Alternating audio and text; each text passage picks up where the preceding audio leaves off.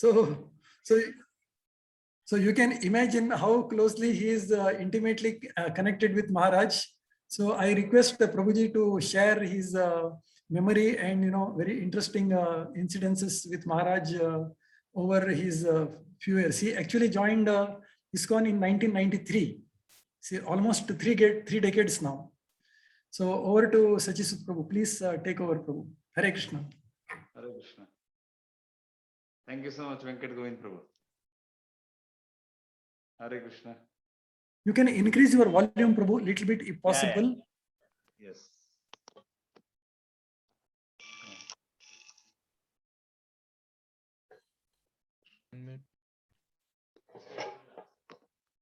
Standalone ka sound.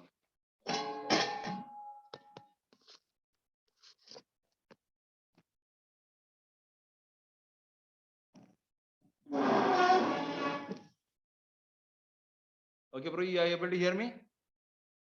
Yes, Prabhu. Prabhu, now it is 7 and you can go on and on. At 8 o'clock, we have another speaker, Shikshashtakam Prabhu. He is joining from UK. So you can narrate your pastimes, Prabhu.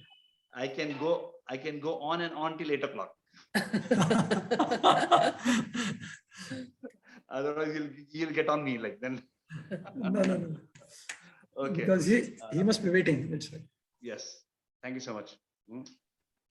It's my pleasure to be with all of you all, and I seek the blessings of all the Vaishnavas there. And with their blessings, whatever little interactions I have with Maharaj, because the next speaker, Shikshashtakam Prabhu, he's been Maharaj's personal servant. So he'll have more nectar.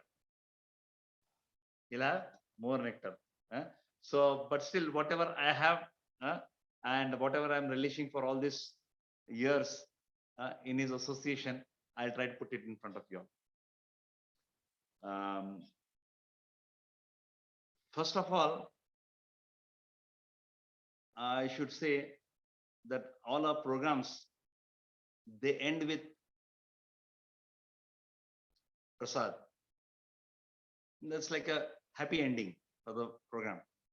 But now we'll start the discussion with one of our wonderful pastimes of His Holiness Radhanath Swami of Guru Maharaj in Belgaum with prasad. This was in 1990 or 91. I was not in ISKCON then, but I had heard about this particular pastime. He had come to the place of one of our God with us, Gaurang Prasad Prabhu, Prasad. And as we know that Maharaj likes South Indian food. And they had made idli. And they had made idli for him and maybe 2-3 devotees who were accompanying him. And they started serving him. And I should say that although Guru Maharaj looks so lean, but he was a voracious eater, and he likes South Indian prasad. And this particular family was from GSBs, basically from Bangalore side, and Shambags, and they had made nice idli and chutney, and they were planning to serve this idli and chutney to him and his those 2-3 devotees who were accompanying him. But somehow, when they started serving Guru Maharaj, he went on and on and on and on. Like Venkat Govind Prabhu just told me, Prabhuji can go on and on till 8 o'clock. He went on, and he almost ate all the idlis that were meant for even the other people. And after he was done, the host, the Shambhak family, Gaurang Prasad Prabhu and his family, they told Maharaj, like, Maharaj was still waiting, like, he didn't wash his hands. He was still waiting that there'll be some more servings, like. And then somebody had to come and tell Maharaj ki the idlis are over.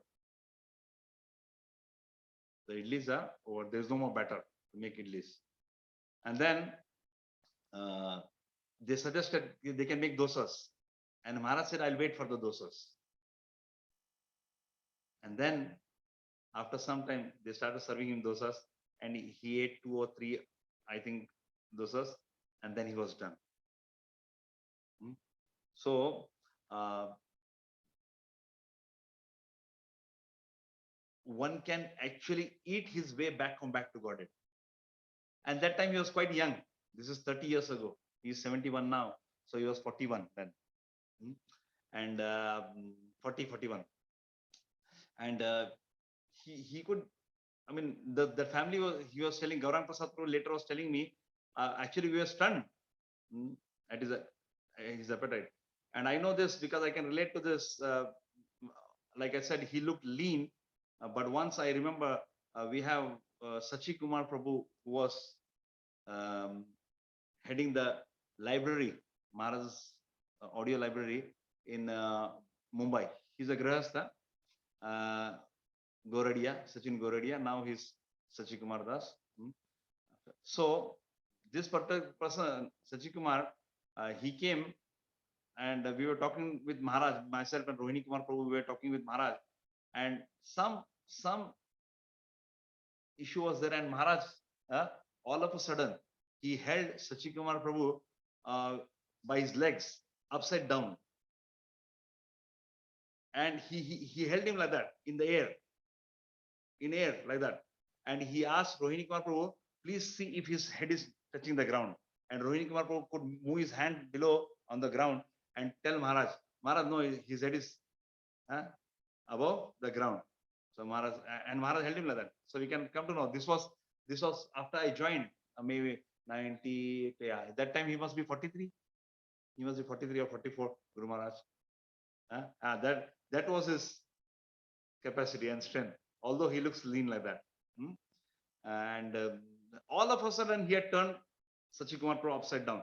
Sachi Kumar could not even actually react to this. And by the time Maharaj already turned him upside down and held him in his hand like that. This was right in front of me and Rohini Kumar, we were there that time. So this was one very amazing year. So if he's eating good, and he is strong enough also. He is strong enough. And then now I'll try to follow a sequence of when I joined ISKCON. So when I came in contact with the devotees in ISKCON in 92, and after I joined, I was, before I just joined, Raghupati Prabhu, who was preaching to me, he came to tell me that Maharaj is come to Belgaum, and if you want, you can come and meet him. So I was not very keen, although Prabhuji took all the endeavors to come and tell me that Guru Maharaj was only a few lanes away from where I was staying, but I could not go because I was very sinful. I could not get darshan of this wonderful soul then. Maharaj was there, and after I did not go to meet Maharaj that day or have his audience or darshan, later on, next day, I went to Raghupati Prabhu and told him, ki, actually, I wanted to meet the sadhu you told he's coming here, Radhanath Swami. So he said, he's gone. I said, when did he go?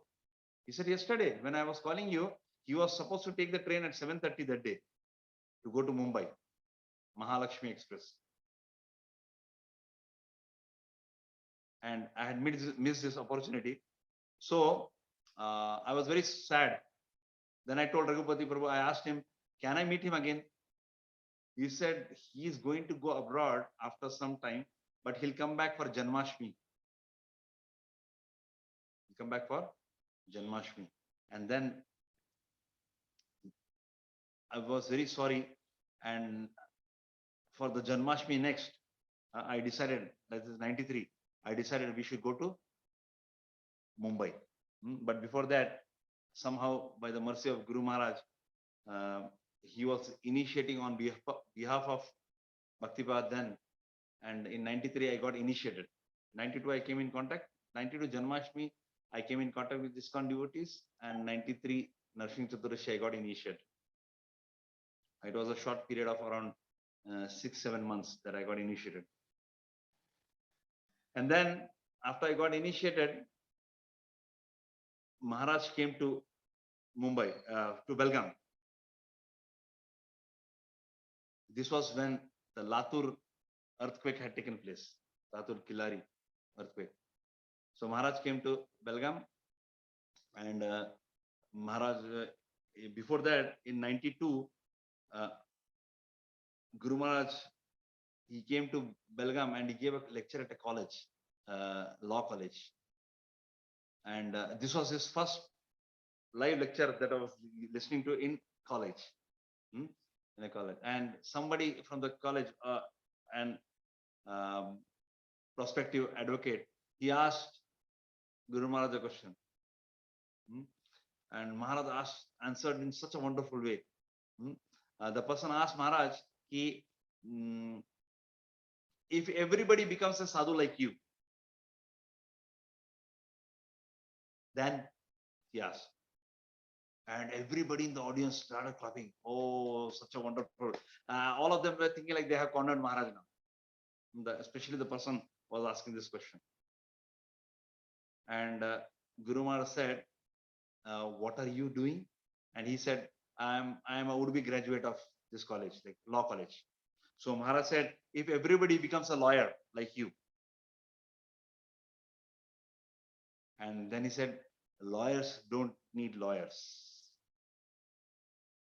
So if all became lawyers like you, what will happen?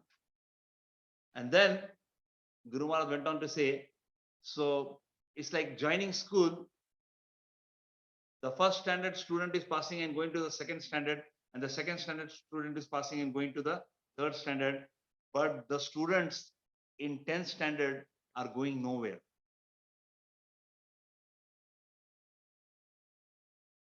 This was in reply to a question that was asked about population explosion, human population explosion. And Maharaj went on to say this, that from 1st to 10th, everybody is passing and getting promoted to the next standard, but the students of the 10th standard are going nowhere.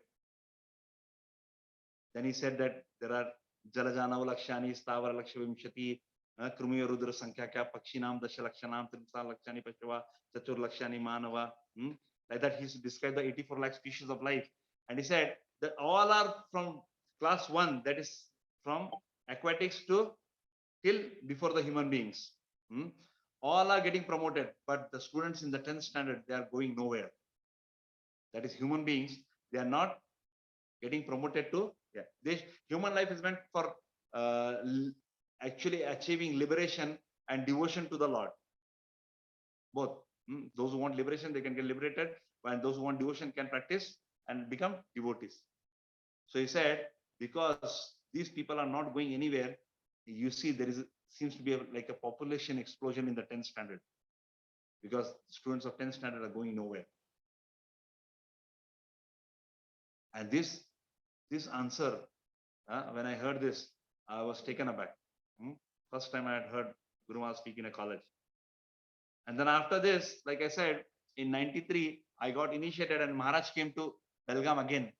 That time he'd come every year to Belgaum, to Kolhapur, and then he'll go back to, from Kolhapur, he'd go back to Mumbai by train. And this time he came to Belgaum. We had arranged, myself and one more devotee, we wanted to join the ashram. So we went and approached Guru Maharaj.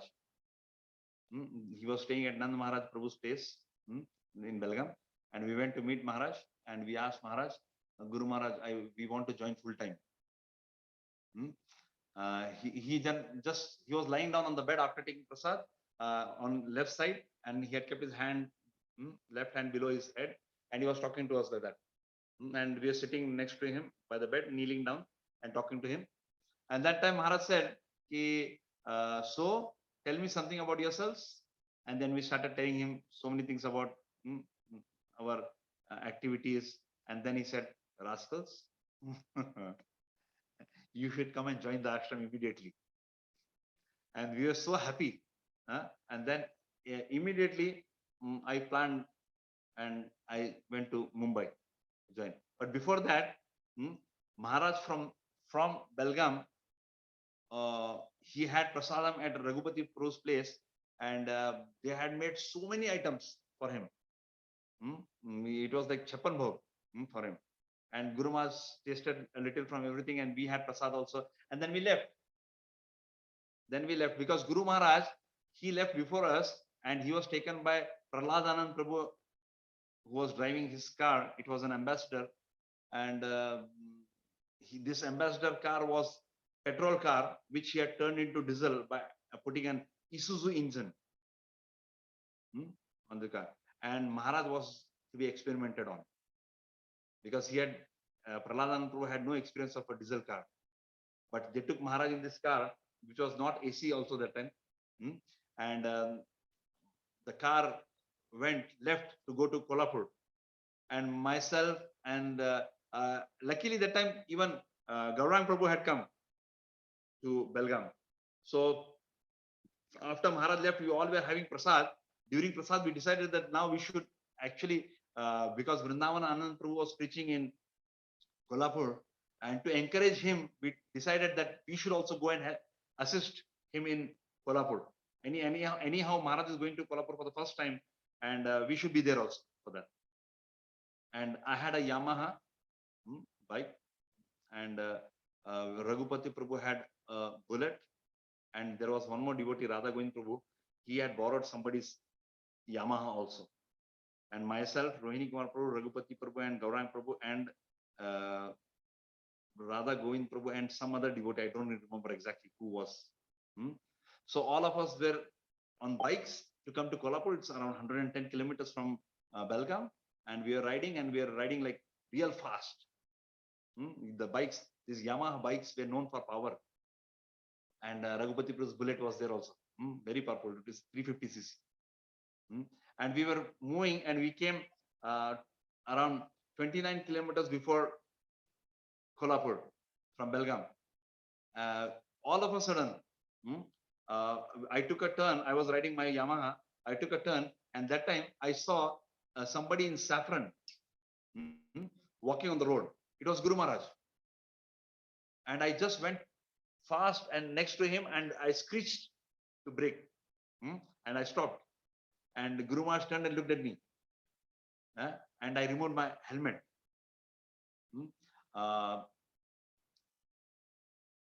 My helmet was American flag. The whole helmet was like flag of America with the 52, 53 stars on it. The helmet was like that, American flag. I removed my helmet, and Maharaj looked at me and he said, "Oh, you're riding." And then all of a sudden, by that time, the devotee was sitting behind me. Either it was Gaurang Prabhu or Rohini Kumar Prabhu. They got down from the bike, from the back seat, and Guru Maharaj looked at me, and he looked at Govind Prabhu, whose name was then Tattva.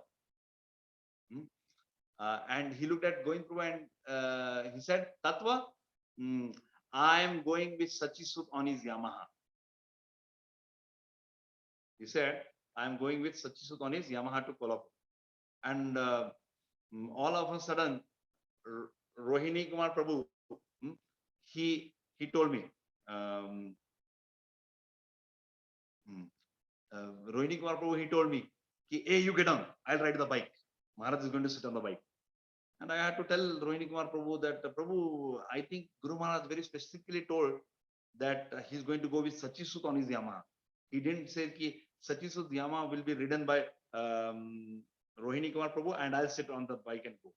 I told that he specifically told he's going to go on my bike with me only.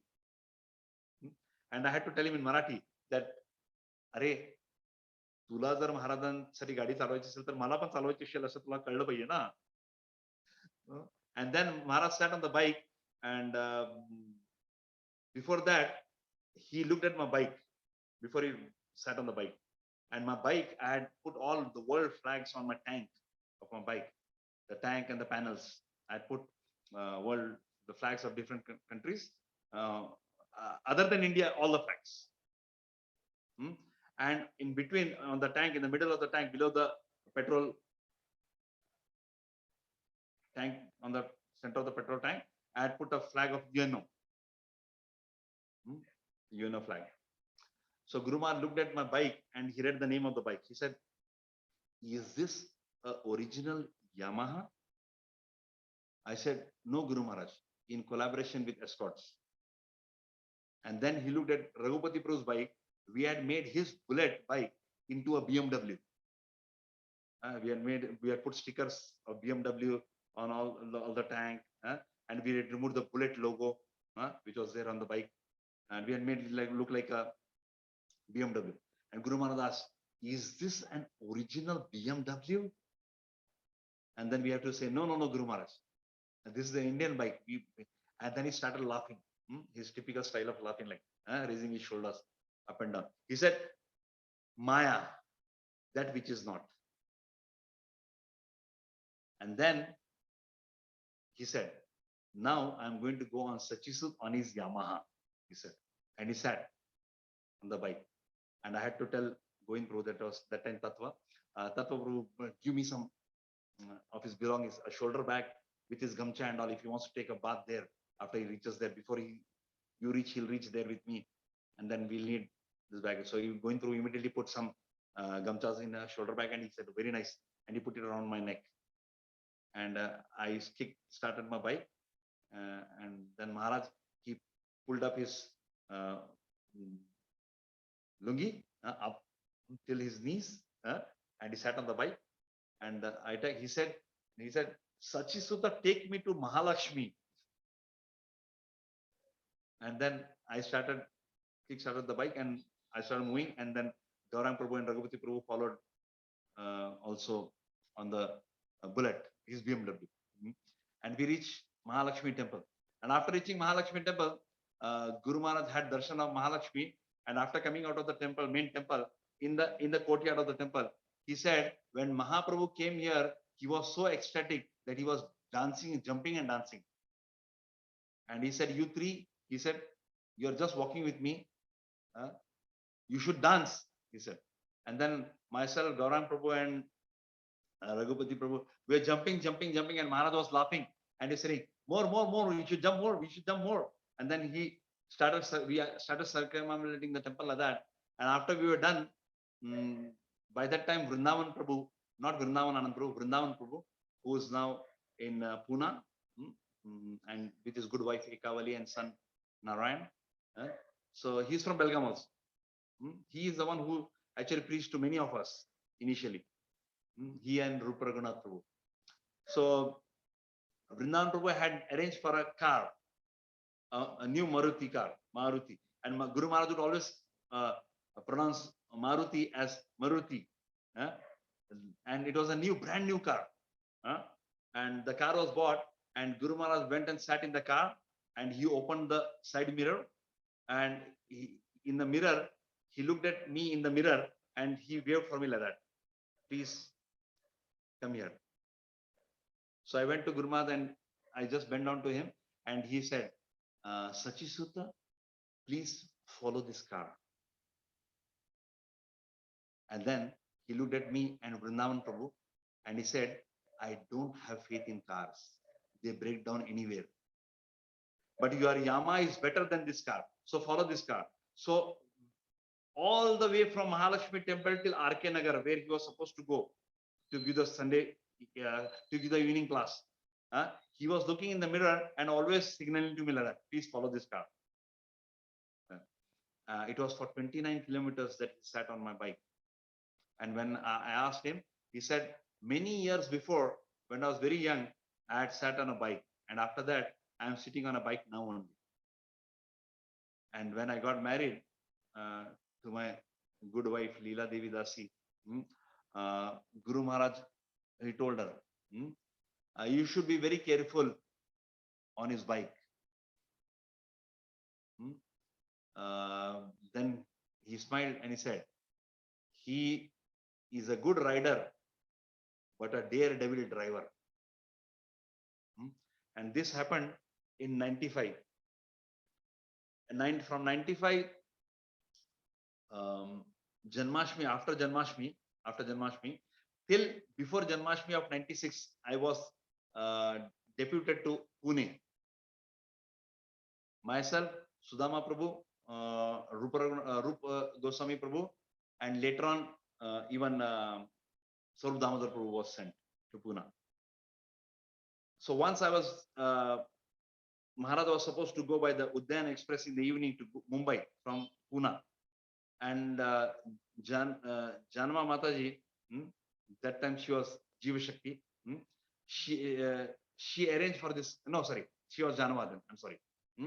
Janma Mataji arranged for a new car, Maruti car again, bought by some devotee or a devotee's acquaintance, and she had bought it with the driver. And when the driver came, he parked the car in the temple and he left the keys there only. And the doctor's driver somehow was not to be located. And Guru Maharaj came and sat in the car. And it was getting late for the train. So Maharaj said, let's go. So I was standing at the door and Maharaj looked at me and asked, so why is the car not going? I said, Maharaj, we are not able to locate the driver. The driver is gone somewhere. And then all of a sudden, Janama Mataji comes and tells me, Sacisuta Prabhu, aap chalao na gadi. Chalao, you can take the car na. Aap chala le to na, gadi chala lo. I said, Mataji, nahi gadi hai. Brand new gadi hai. The clutch and all is not like very smooth. When the car is real new. Or maybe it's over smooth. She said, anyhow, it's getting late and the driver is not to be located and there were no mobile phones then. So I sat on the steering and I started the car. And we started going from the temple, that is Camp Temple, our Kunj Bihari Mandir. And then we went a little ahead and there is this Chopati there, now which is where the nucleus mall is, and Sadhu Vaswani Chowk. So I came till there and there was a bus coming from the left side. That is where Maharaj was sitting in the car. And the bus driver, he signaled to me that you go first. So I just lifted my leg from the clutch and the car moved a little ahead. And by this time, that bus driver also actually bought the bus near.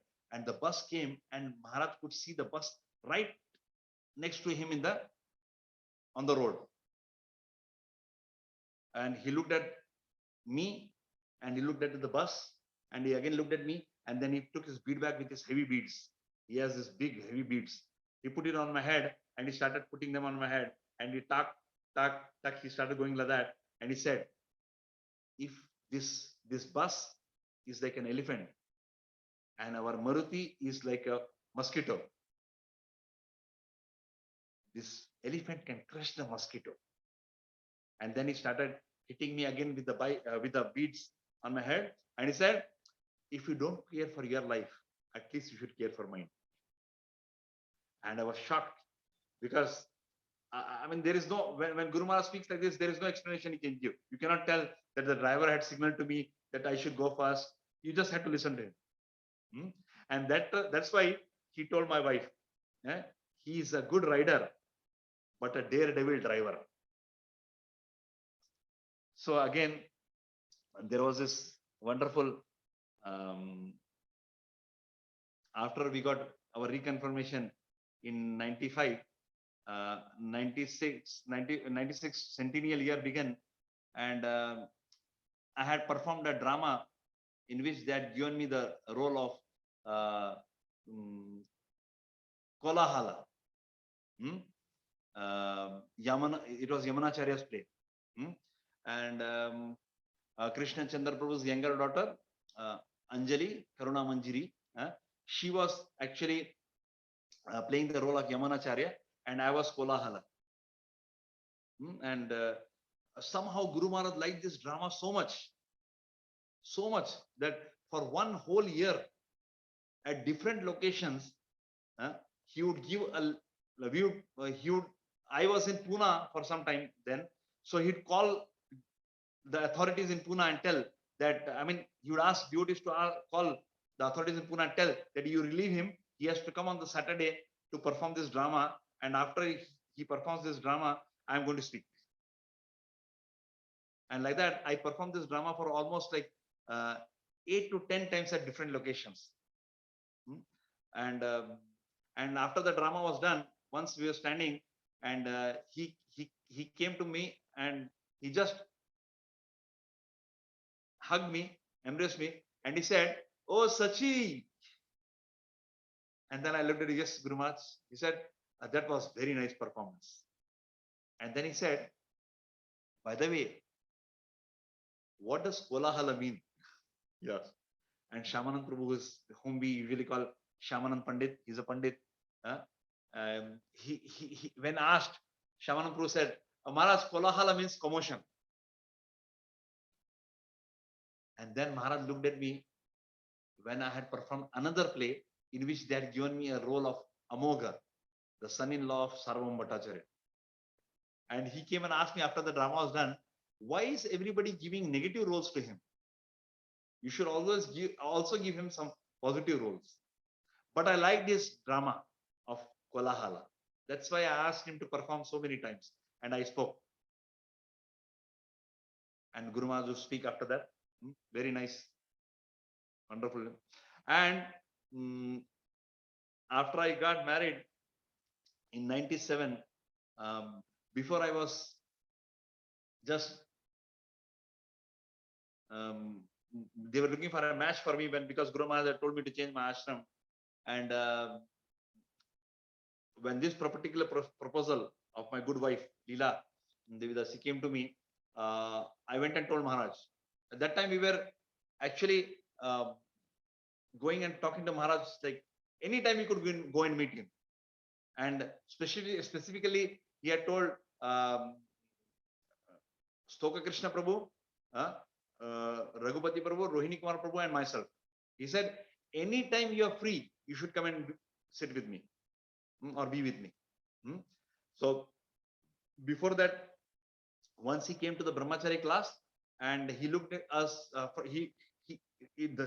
window is almost like 3.5 to 4 feet tall in the Gaurnitai hall now in Gopinath temple. And he was outside and he put his hand on the window pane and he jumped right inside from outside. And he came and stood, and we all were sitting there in the Brahmachari class. He said, "What is the use of I being here when nobody is coming to meet me?" Because somehow we were thinking that he was taking rest or studying, reading Prabhupada's books or listening to Prabhupada's tapes and meeting guests. So we thought we should not disturb him. But he came and told like this, "What is the use of I being here if nobody is coming to meet me?"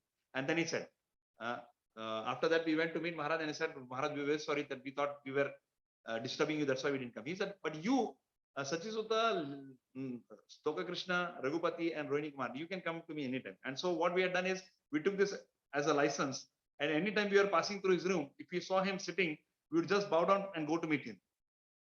So once like this, I went to meet him and I bowed down in front of him and I said, "Guru Maharaj, I feel I am very fallen." I said, "I am very, I feel I am very fallen." And then he looked at me like he looks into a, like you're put in an X-ray machine. Like he looked into me and I could see that he was seeing right into me. And then he said, I said, "Guru Maharaj, I'm feeling very fallen." He said, "Very nice." And I was stunned. I said, did I mispronounce something or did I say something wrong? He said, "He still says very nice when I'm saying that I'm very fallen. I feel very fallen. I'm feeling very fallen." He said, "Even Chaitanya Mahaprabhu, he was also, even the acharyas, they feeling the same." And he connected this. I'm sorry, I'm connecting this to another episode where I had gone to tell him about a particular devotee that was spreading rumors about me wherever I was preaching. And so I went to tell him this. And he said, when Krishna came on this planet, people were actually even giving him bad names. he was ridiculed. He was misunderstood. When Chaitanya Mahaprabhu came, the same way, people were spreading rumors about him. And then he said, when Prabhupada was on his planet, people were spreading rumors about him. And he looked at me and he said, and now you see, there are people who are spreading rumors about me. And you are here to tell me that somebody is spreading some rumors about you. So he started laughing and he said, you are in parampara. You are in parampara. So when I told previously that Guru Maharaj, I am feeling very fallen, he said, very nice. And then he looked into me and he said, actually, you can never become so fallen that Guru and Krishna can never pick you up. And it was such a hope-giving statement for me. I said, oh, whatever may happen, this person is surely going to take me back home, back to Godhead. And the same experience again came when my wife's younger sister, Nitya Leela, she was to get married. And that time Guru Maharaj would not give Brahman Diksha to girls who were not married. So when her name was proposed, Guru Maharaj said, but we can actually add Nitya Leela's name in the list. But somebody said, Ki Maharaj, she is not married, Maharaj. So Maharaj said, I know. I know. So then Maharaj said, so what? We should ask her elder sister's husband, that is Sacisuta, to take responsibility, that he'll get her married to a devotee. And I went to meet Maharaj after I heard this. I went to meet Maharaj and I said, Guru Maharaj, they are telling like this about Nitya Leela's initiation. Maharaj said, yes, because her father is not yet initiated. So I'll ask you to take responsibility.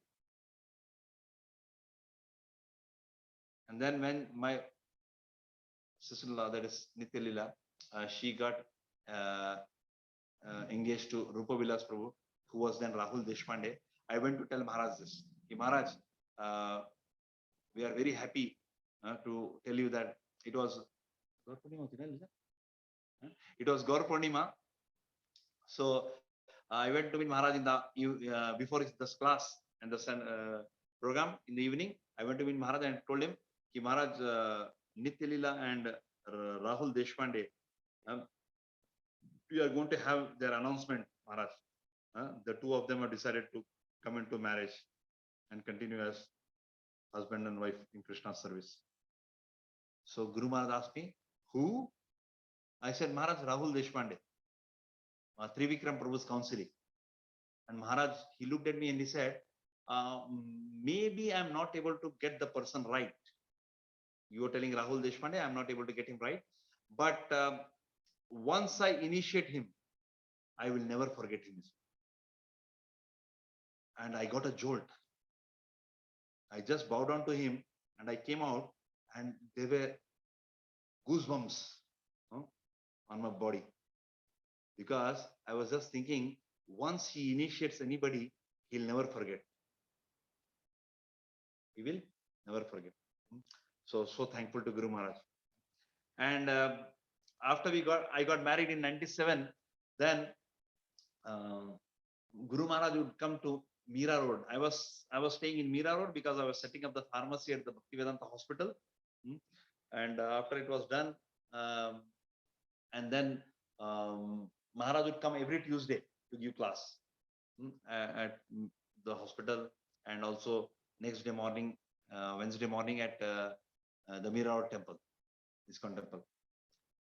And Guru Maharaj came there, and in the evening he would come and he would stay at Rohini Kumar Prabhu's place, which was a very small flat, one room kitchen. No, not even one room kitchen.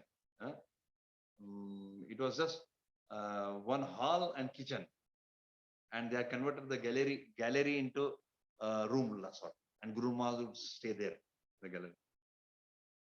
And once he had prasad, and after prasad was done, he was taking rest, and my good wife Leela Devi Dasi and Radha Saki Mataji, they were cleaning up all the vessels, and Maharaj was just next door. He could see them clean the vessels in the kitchen, and somehow the two of them were very nicely cleaning everything, but everything was done, and we were supposed to take prasadam, so we sat down to take prasad. And when we were taking prasad, all of a sudden Guru Maharaj walked in, and we had finished. By the time we had finished, we had taken all his Mahaprasad and all the remnants and all that was there. We were eating, and we were trying not to disturb him. And he came in and he stood there, and he said, "Oh, you have not eaten anything? There is so much left. You should eat." And so we said, "Guru Maharaj, we have already eaten. We are finished. We were just talking about you and so many other things like that." And then he said, "No, no, no, no, no, no. You should take prasad. I'll serve you." And then he started serving us prasad. We had already taken, so he started serving again to all of us, the four of us, myself, Radha Saki Mataji, Leela, and Rohini Kumar Prabhu. And he started serving, and he took ghee, and he was putting ghee like Keshavaya Nama, Narayana Nama, Madhavaya Nama, Govindaya Nama, like that, 4 times, 5 times, 5 spoonfuls of ghee. That. We said, "Guru Maharaj, this is going to be real heavy, like." He said, "Eat, eat. You are not eating anything." And then in between, he just realized that Radha Saki Mataji was coughing. She had cold and cough, and he said, "Oh, Radha Saki, I know a very nice medicine for this. I'll make for you." He said, "Chili chai." And we just the name gave us a shock. We said, "Chili chai." He said, "Yes, when in New Vrindavan, if anybody had cold or cough, we would give him chili chai, or we give the devotee chili chai. So I'll make chili chai for Radha Saki." And Maharaj went inside, and he did not know anything about the kitchen. And he was telling, "Nobody comes here. I'm going to make the tea, chili chai." So he was asking Radha Saki, "Radha Saki, I need a pot." And she said, "Maharaj, in the lower drawer." And he pulled the drawer, he put the, and drinking water, he put some water in the vessel. And then he asked, "I need some red chili pepper." And Radha Saki Mataji said, "Maharaj, it's in the drawer behind you." And Maharaj turned around and pulled out the drawer, and he opened the bottle of chili and red chili pepper, and he put some 3-4 chili peppers in that, and he put some ghee in that, and so many things he was putting. She was asking her putting. And once it was boiling and it was done, he came with 2 glasses, almost 2 glasses in that vessel of chili chai. And he first strained some and gave to Radha Saki Mataji. And the moment she sipped it, it was real hot. I mean, pungent chili, hot chili pepper like. And she said, "Bhoo, Maharaj." And we started laughing. Me, my wife, and Rohini Kumar Prabhu, we started laughing. And we are rolling on the ground laughing like, "Oh, Radha Saki." He said, "Because you three are laughing, you will be fined. You will have to drink this chili chai also." And then he started giving us also that chili chai. And we were holding that glasses in the hand and somehow praying that Krishna save us. This chili chai is very nice because Guru Maharaj has personally made it, but it was very, very hard, real hard. Like I hadn't tasted anything as pungent as this. So we were holding, and all of a sudden the doorbell rang, and we opened the door, and it was Sanat Kumar Prabhu. He had come to tell Maharaj something, talk to Maharaj. And then Maharaj looked at Sanat Kumar Prabhu, and he looked at the 3 of us, and he said, "Because of Sanat Kumar, you are saved. Otherwise, I was bent on making you drink this chili chai. I just would make you drink this chili chai. Sanat Kumar saved you." And once again, I had come to Rohini Kumar, Maharaj had come to Rohini Kumar Prabhu's place, and I'd seen him because he would come with Krishna Chandra Prabhu's driver. And I saw his Krishna Chandra Prabhu's driver moving around in the campus of the apartment. So I came to know that Guru Maharaj has come. So I went to Rohini Kumar Prabhu's place, and I saw Guru Maharaj was sitting right in front of the door on an asan. And I just bowed down to him from outside only, and I sat on the staircase there only. And then he looked at me and he said, "Come in." I said, "No, Guru Maharaj, I have had an haircut. So I cannot touch you. You will get contaminated." So he looked at me and he told Rohini Kumar, "Why is he sitting there like Raghunath Das Goswami, who's made some offense? Why is he behaving like that?" Then Rohini Kumar Prabhu told Maharaj, he's had an haircut, and here, no Maharaj, we know, Maharaj, devotees know, he was trying to tell Maharaj that we take a bath before actually touching anybody. And then Rohini Kumar Prabhu, after he said that, Guru Maharaj said, "Oh, okay, that's why he's sitting there. Okay, fine. So after 5 minutes, he was about to go to meet Vrajasundar Prabhu, who was staying in the next building, to his place for his evening. Some prasad they were going to serve him in the evening, and Maharaj started. He got.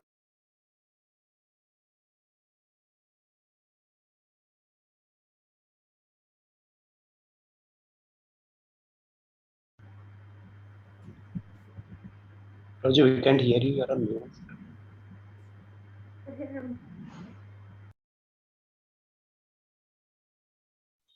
We can't hear you, Roger.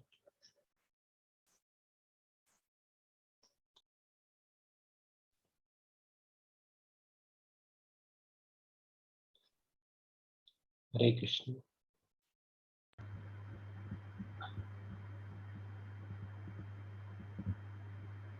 You're on mute, Roger. You can unmute. Not yet, Roger.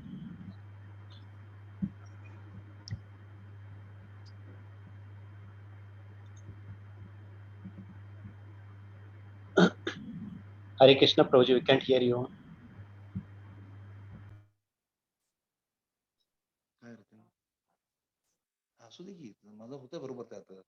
Yes, Prabhuji, it's fine now.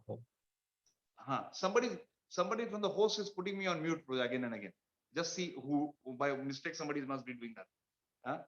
Okay, so Guru Maharaj started moving out of the out towards the door, main door, and because he was coming, I started walking back on the staircase upstairs, like to get away from him.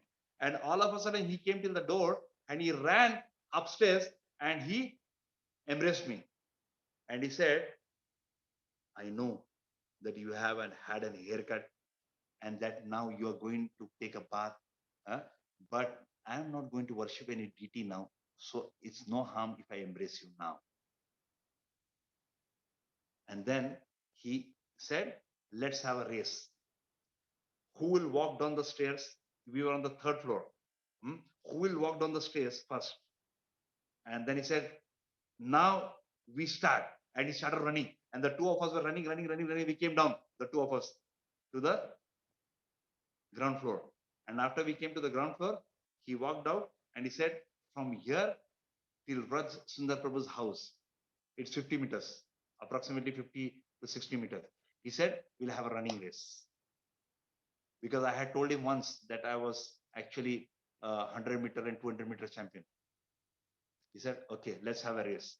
And the two of us started running, and we ran very fast towards the and somehow I didn't want to win, so I slowed myself down, and Guru Maharaj reached. And after reaching there, I said, Guru Maharaj, you win.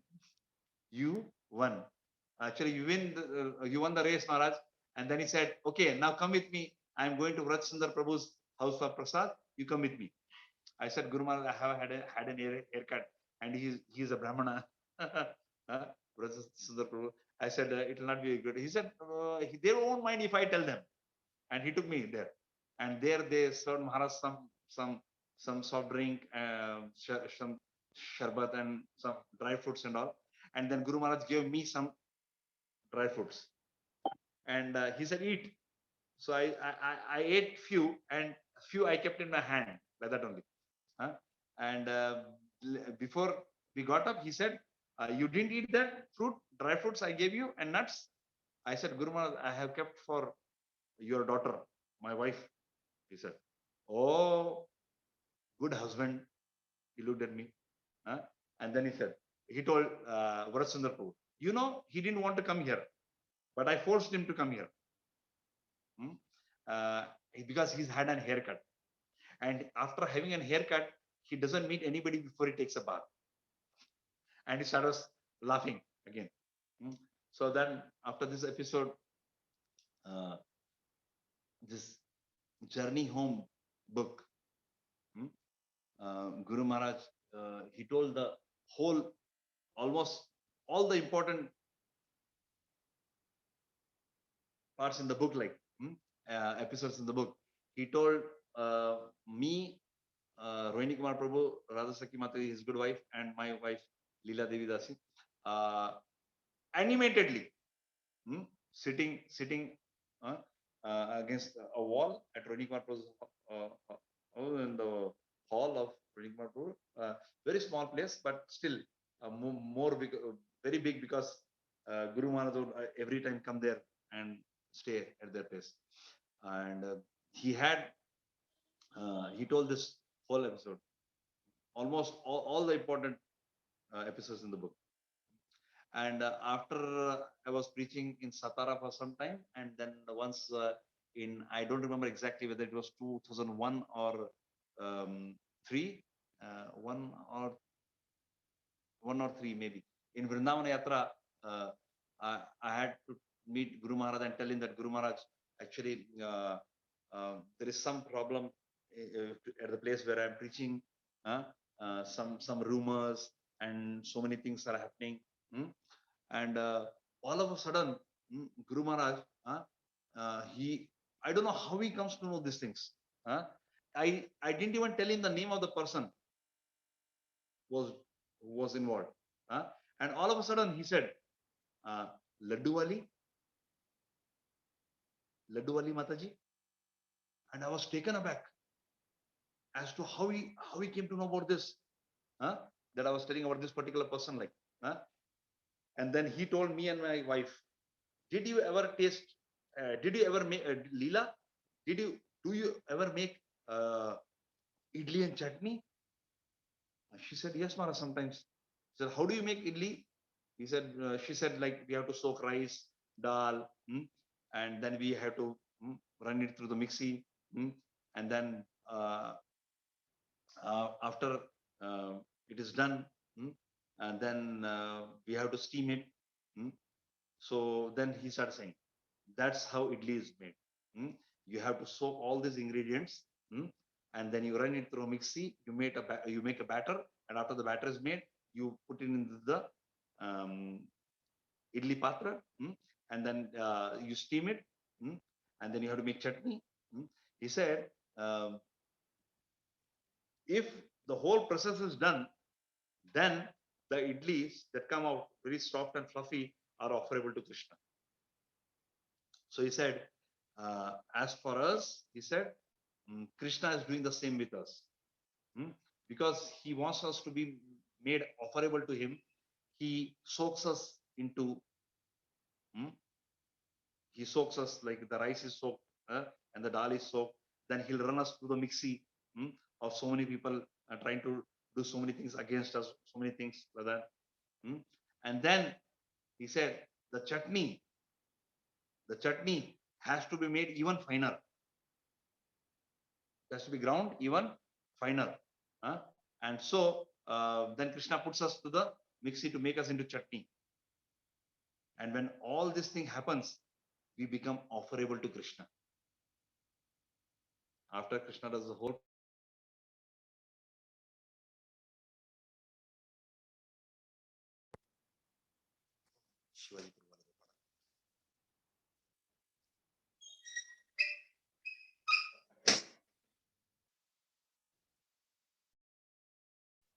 Yes, Prabhuji.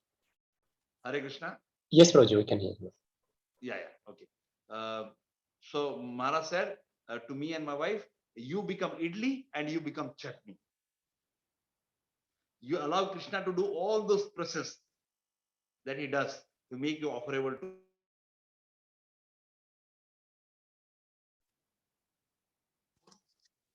नाही आले तर त्यांना phone करायला लागतो. शिवाजी पाडळकर आले का बाहेर. Haribol. And then actually there are like so many more pastimes, but I was told that Shikshashtakam Prabhu is going to join at 8 o'clock from UK. So when going Prabhu? Yes, Prabhu. Should I continue or I'll have to stop? I need to check whether Shikshashtakam Prabhu has joined. Sri Gopinath Pandit Prabhu, has he joined? Not yet seems so. Okay, then I can continue. I can Yes, continue. yes. You let me know, Prabhu. You let me know. I got a message that I'm able to join. That Shikshashtakam Prabhu has sent a message that he is able to join. So Maybe then he should join. He should join. I better stop then. Actually, Venkat Govind Prabhu. Yes. Like you said, there are so many nectarian pastimes of Guru Maharaj. It's like I have just touched the tip of the iceberg now. Tip of the iceberg. he's already in. He's already in. Okay, fine. Thank you so much, all of you all. If knowingly or unknowingly I committed any offenses or I have overtold something, please forgive me. Wonderful pastime. Thank you very much, Prabhu. Sacisuta Prabhu, we are really grateful to your nectarian pastimes. I can go on and on next time. Certainly, we will have another episode. We will have another session. No problem. Or maybe you can come down to Bangalore along with your Mataji and my good wife. Your Mataji, my good. Yeah, so you can come here and we can have a program like this. Where we can really relish. And there can be some wonderful South Indian prasad also. Yes, of course. Yes, thank you very much, Prabhu. We are on behalf of all the devotees. On behalf of all devotees, I want to thank you wholeheartedly, and please keep us in your prayers.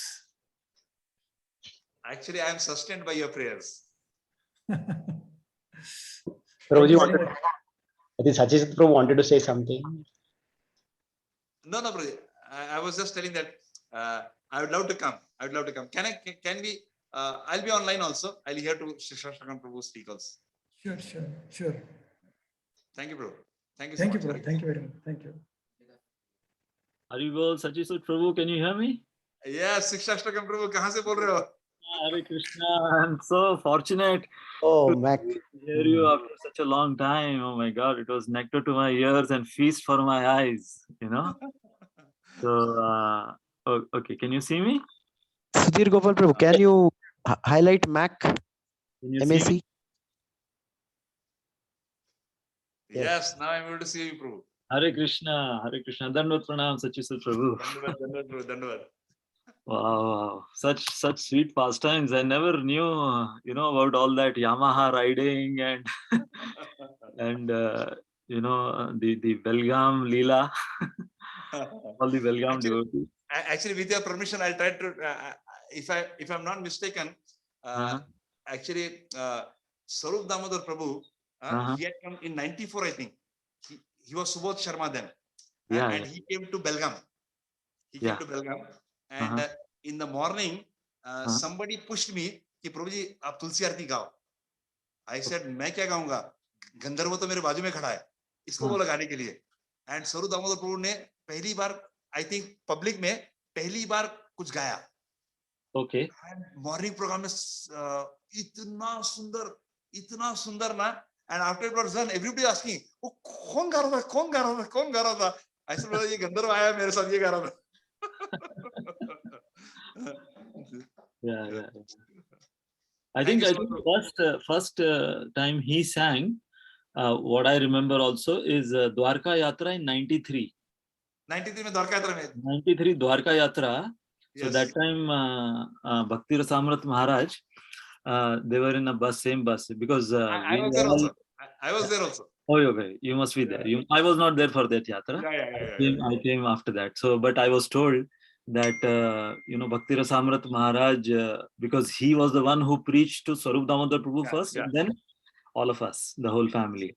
Yes. So that time only Bhakti Rasamar Maharaj knew that Sarup Damodar Prabhu was into professional singing even before he became a devotee. So he asked him, why don't you, sing something, in the bus, as we have spare time and everyone, they are bored. So why don't you sing something?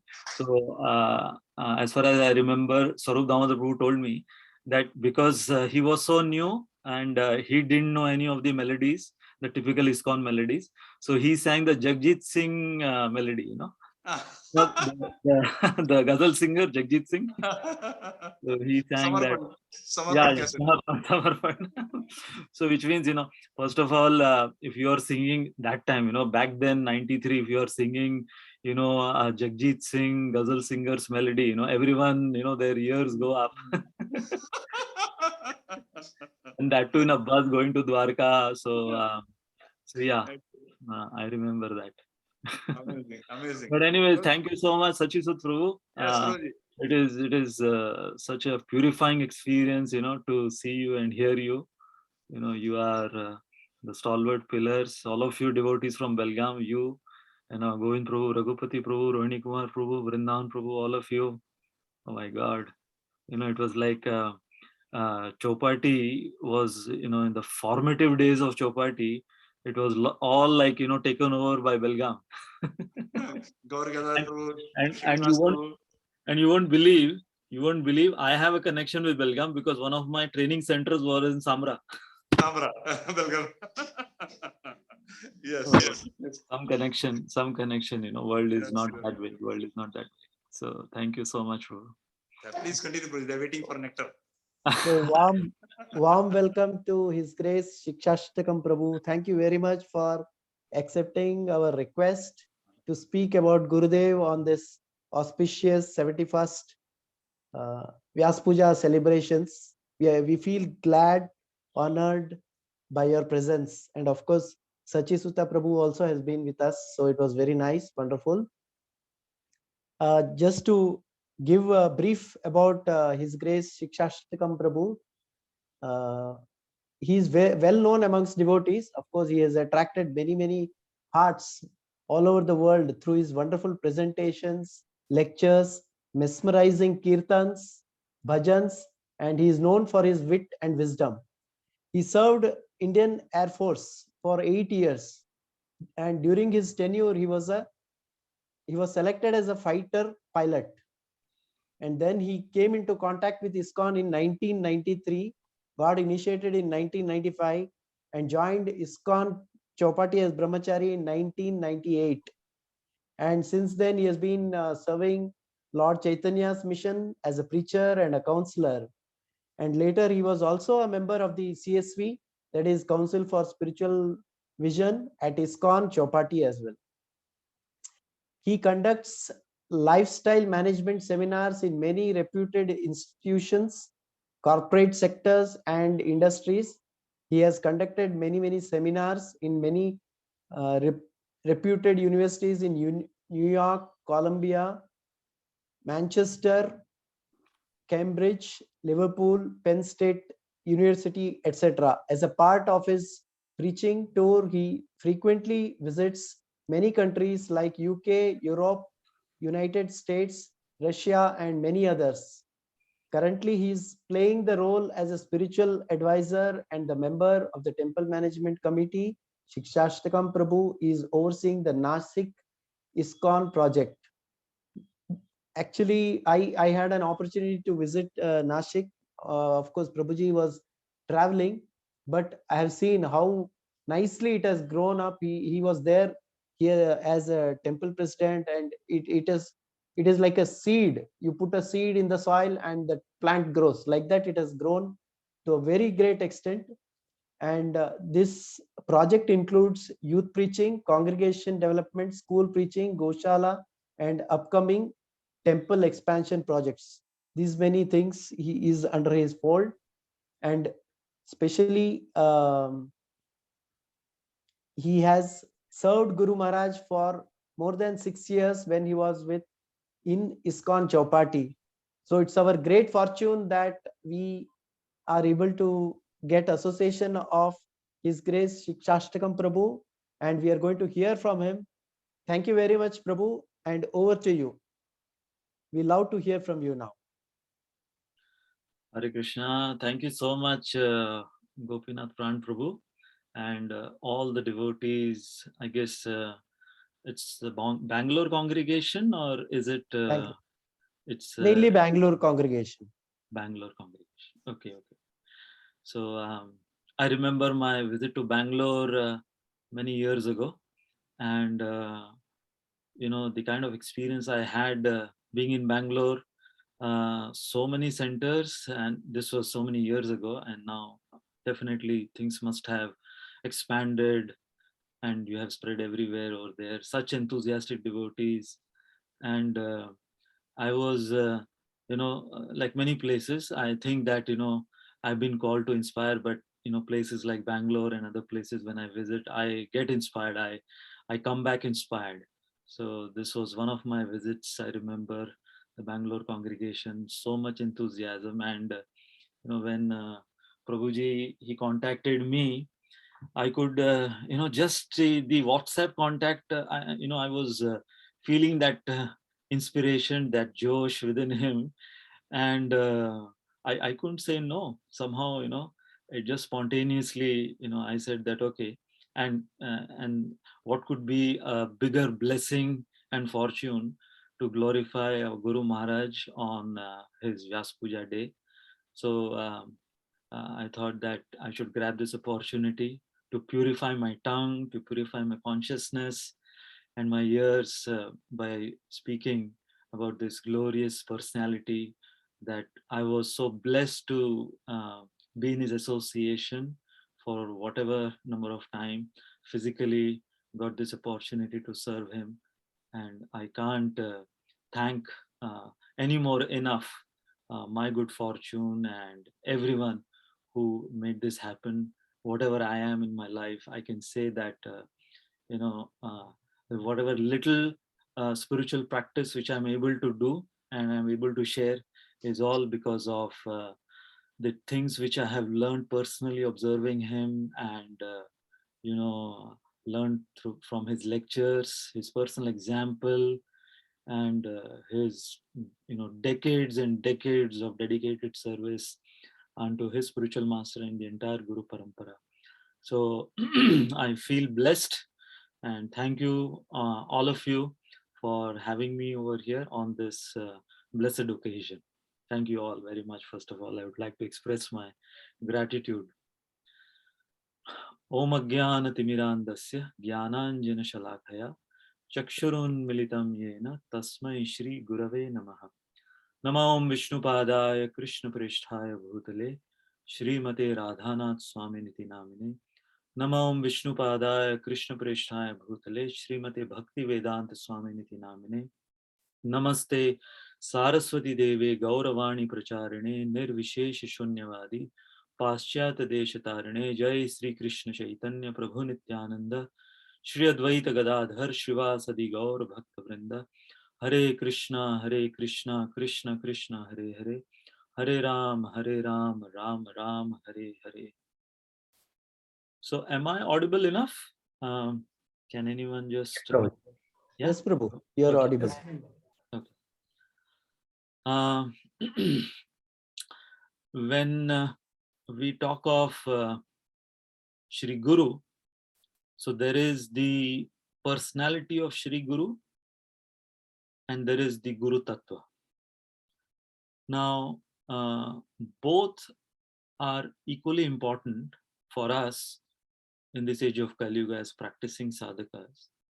We need to understand the Guru Tattva, and then we need to have the Shri Guru in person.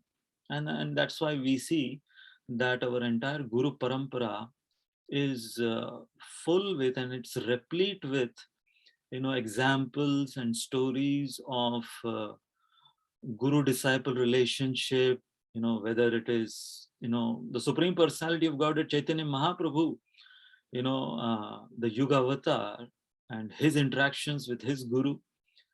What to speak of Krishna, you know, having his interactions with his Guru which he accepted, although he himself is the Jagat Guru, but playing the role of a disciple, he accepting. We have, Arjun, who acted as a disciple for Sri Krishna.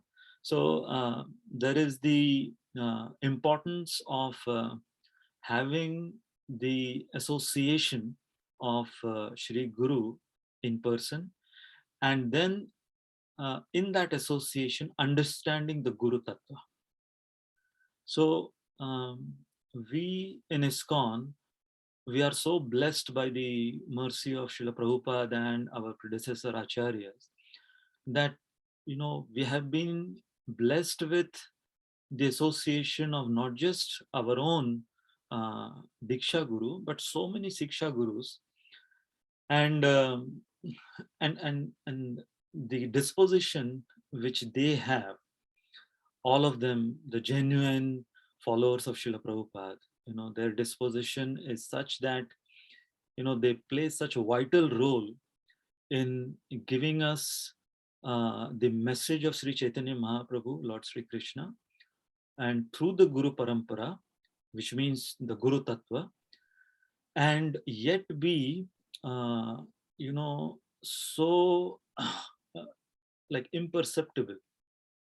Just like, the example in Sri Vaishnava Sampradaya is given of salt, the salt in any preparation, when it's the right amount.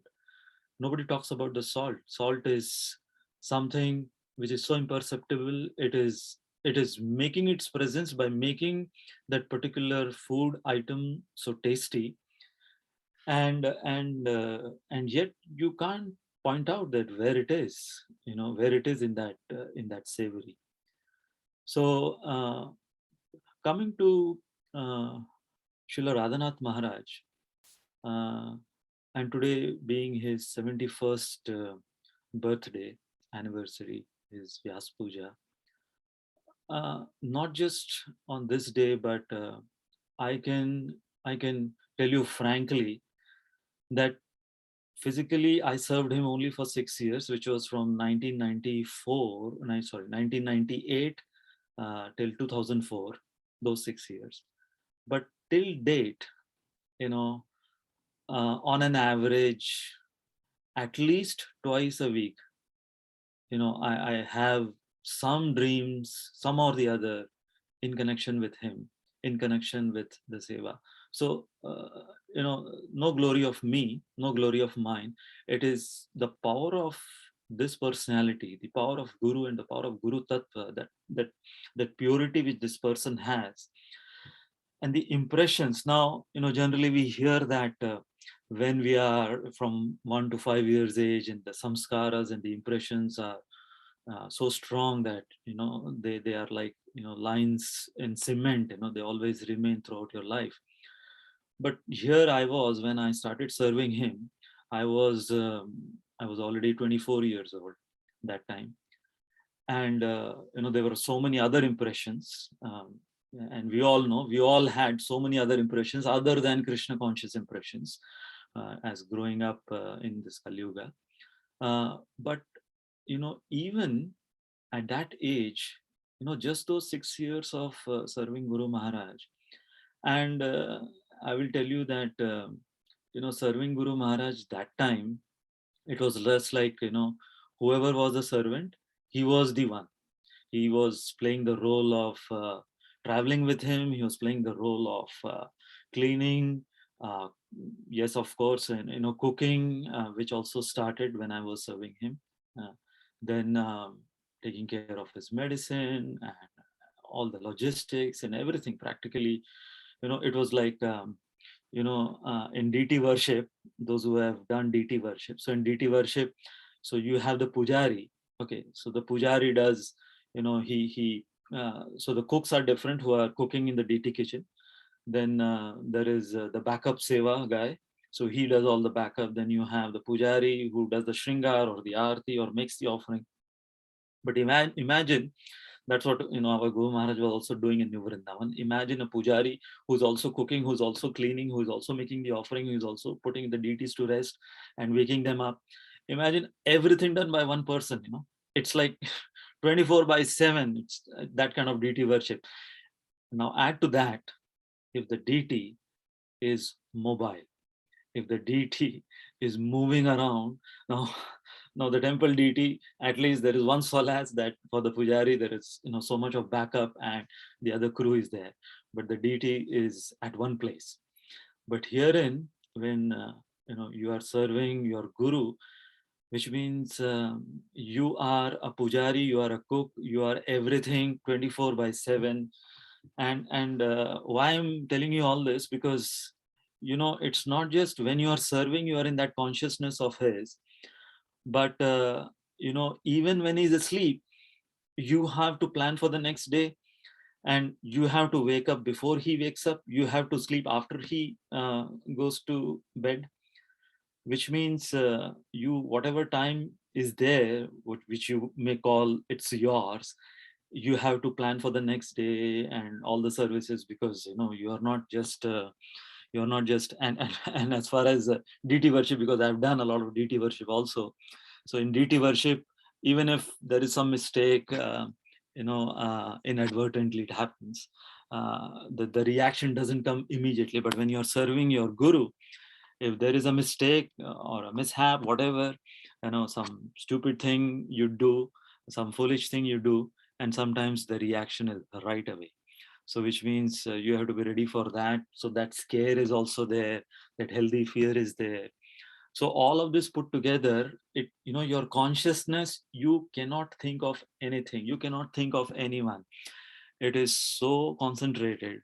And so till this date, after decades of that service which I did, still if those thoughts and those impressions are coming in the form of dreams, I feel so blessed.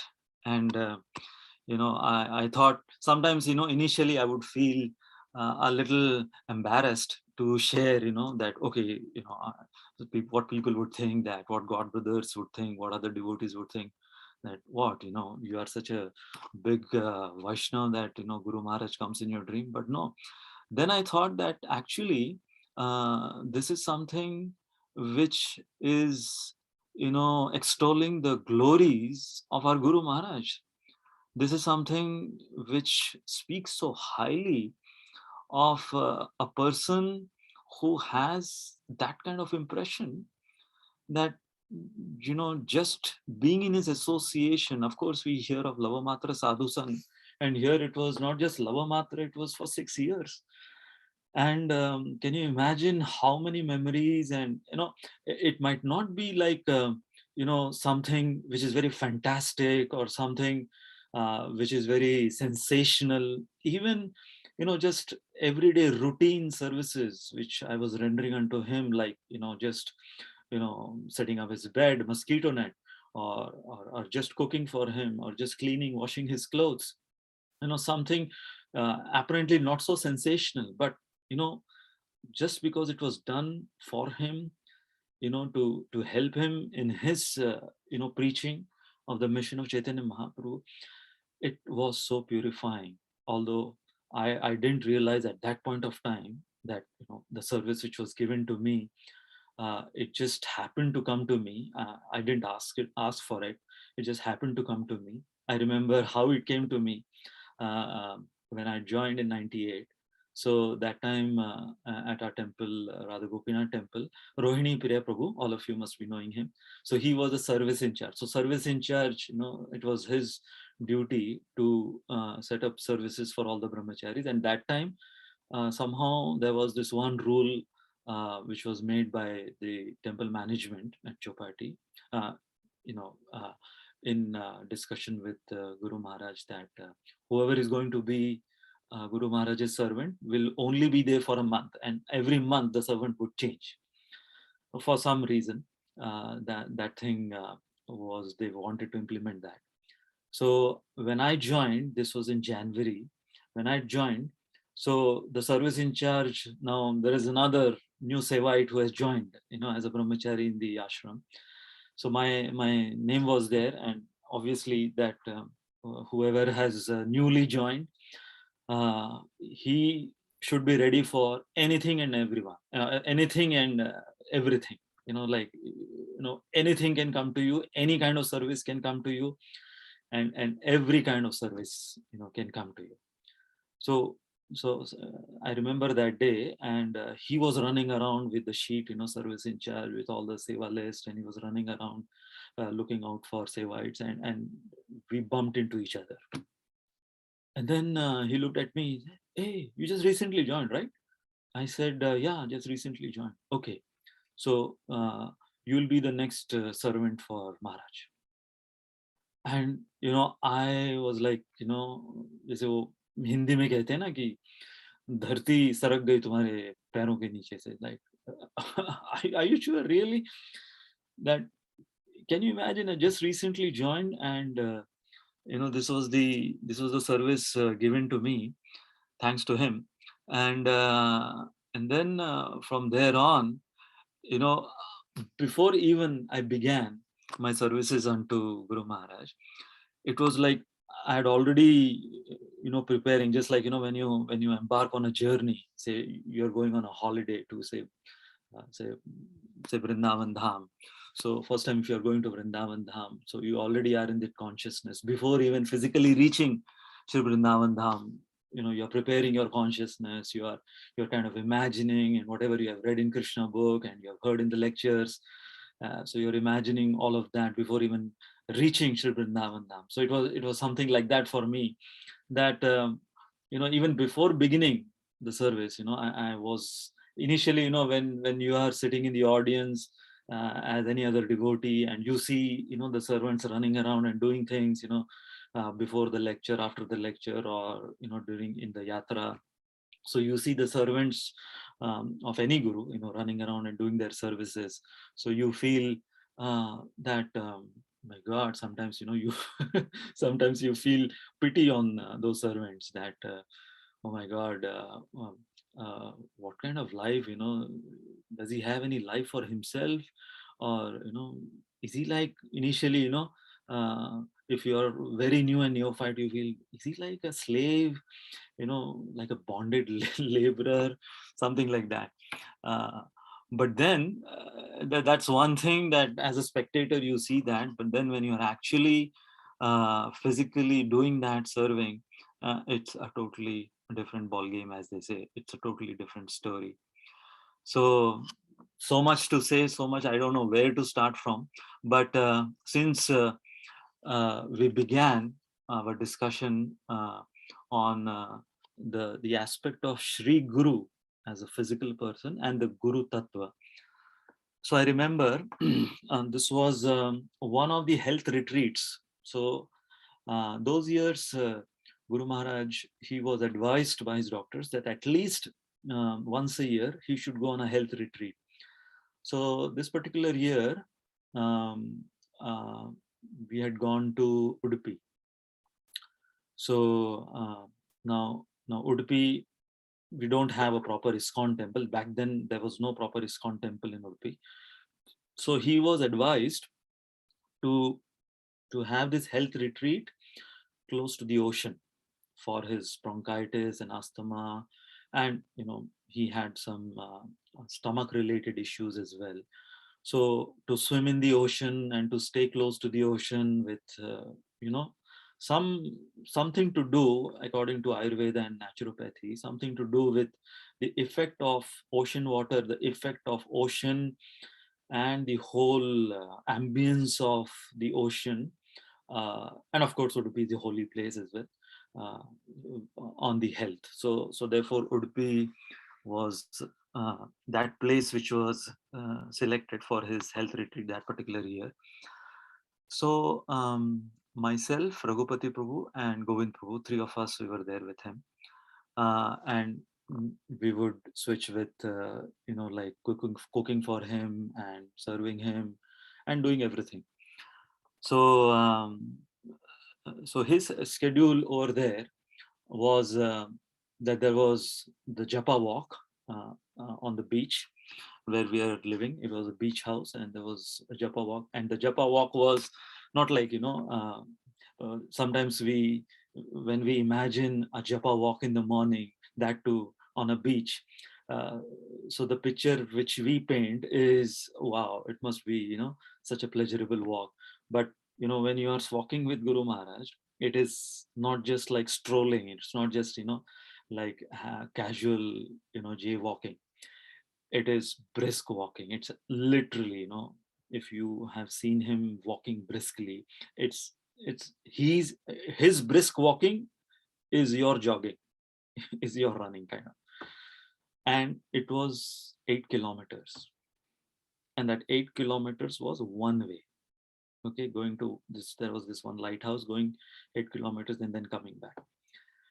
And so I remember, I'll come to that again, that beach walk, japa walk every day. I'll come to that.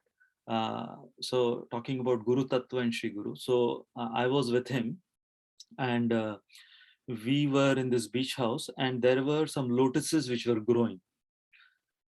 And he showed me the lotus, and this was, if I am not wrong, it was for the first time that I had seen actually, because in Mumbai we used to, get sometimes lotuses in the Dadar flower market, for Shri Gopinath ji, but I'd never seen, actual lotuses growing in a pond.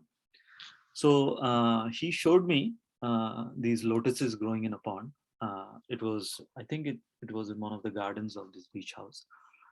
And he made a very profound point. He said, if you see this lotus, there is something so profound that we can learn and understand about the Guru Tattva and what is the importance of it in our life.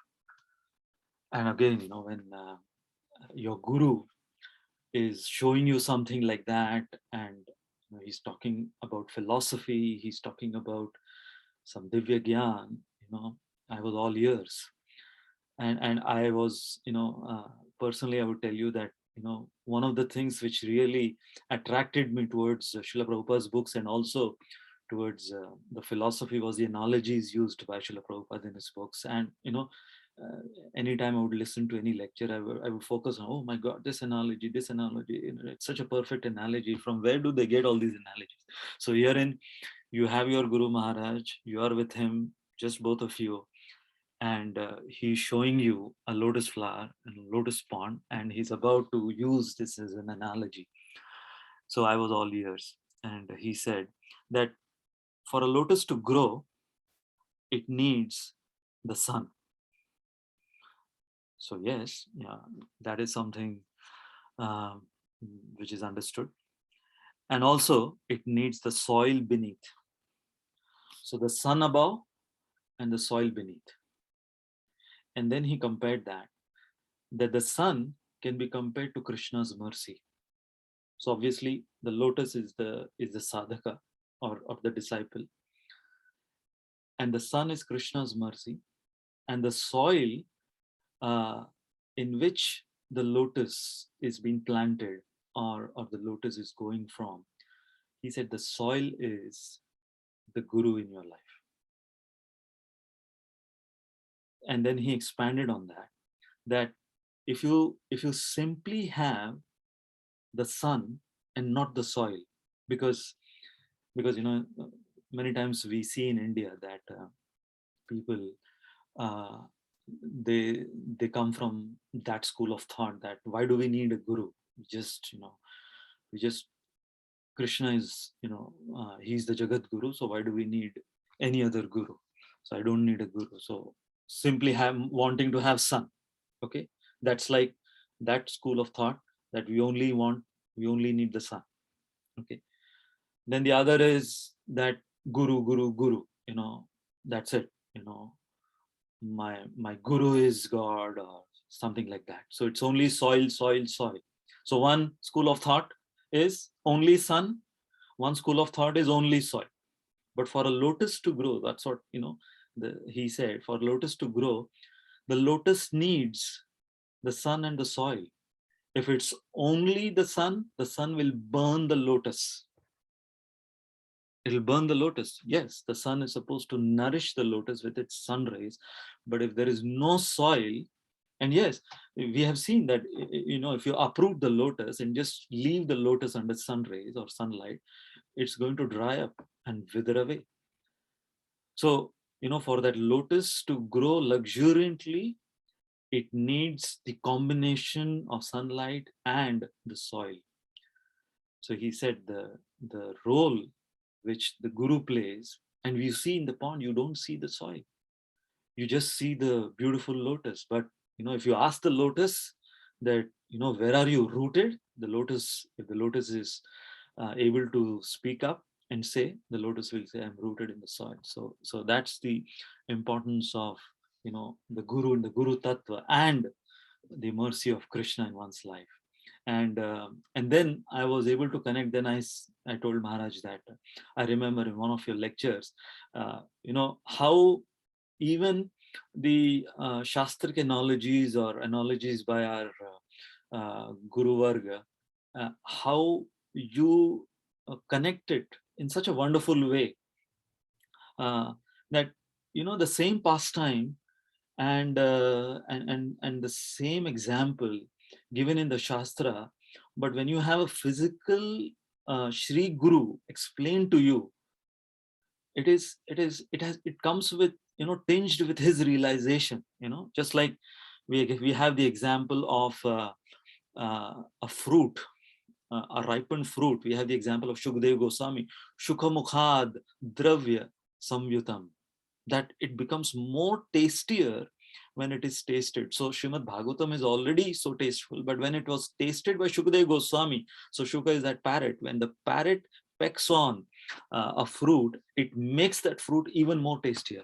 So I was thinking about this, that, the example of the lotus and the sun and the soil. Now, I had never thought from that angle that you can connect with the combination, a disciple having the combination of, Krishna's mercy and Guru Kripa, the combination of both. So I was, I was telling Maharaj that I remember one of your lectures in which he was narrating this pastime of Dhanurdas, who was attracted to this woman so much that, the procession of Ranganathji was passing by, and he was, with rapt attention, and he was just beholding the beauty of this woman. Everyone was beholding the beauty of Ranganath, but he was absorbed in this woman so much. And I don't want to go into the detail of that story. Most of you must have heard this story so much in Guru Maharaj's lectures. So how Dhanurdas was called by Ramanujacharya, and Ramanujacharya saw that this Dhanurdas, he is, so much infatuated by enjoying the sense of sight, looking at the beauty of this woman. He's so much infatuated by satisfying the sense of seeing, sense of sight. So why don't I show him the beauty of Ranganath? And then, the story goes that Ramanujacharya, he's asking Dhanurdas that if I show you someone more beautiful than this lady, what will be your response? And Dhanurdas is telling to Ramanujacharya, no way. I have not seen anyone more beautiful than this lady, or this lady's eyes. Specifically, he was attracted to her eyes. I have never seen anyone's eyes more beautiful as this lady's eyes. So, so then Ramanujacharya takes him in front of Lord Ranganath, and lo and behold, when the darshan opens and Dhanurdas, he sees, the beautiful eyes of Ranganath, the beautiful form of Lord Ranganath. He was mesmerized, and yes, he was defeated in his commitment towards this lady and lady's beauty, that he, as they say in the modern parlance, that he fell for Sri Ranganath, his beauty. Now, this story, we all, this is like, the standard story from the Sri Vaishnava Sampradaya about Dhanurdas. Now, my point, I'll take you all back to the point that how when you have Sri Guru in your life, the same thing which are there in the scriptures, when you hear from the lotus mouth of Sri Guru, your present physical Guru, how he presents that with his newfound realization about that. So till that point of time, okay, this story is something which all we had heard so many times. So the added realization of Maharaj. So he then is like, a hypothetical question, that how come Dhanurdas, who must have seen, because it's Sri Rangam, and Dhanurdas, he must have lived all his life in Sri Rangam, and definitely living in Sri Rangam, he must have seen Ranganath so many times. Huh? It's not that, he never saw Lord Ranganath. Can you imagine, someone living in Pandharpur and not seen Vitthal? Someone living in Jagannath Puri, not seen Lord Jagannath. So someone living in Sri Rangam and not seen Ranganath before.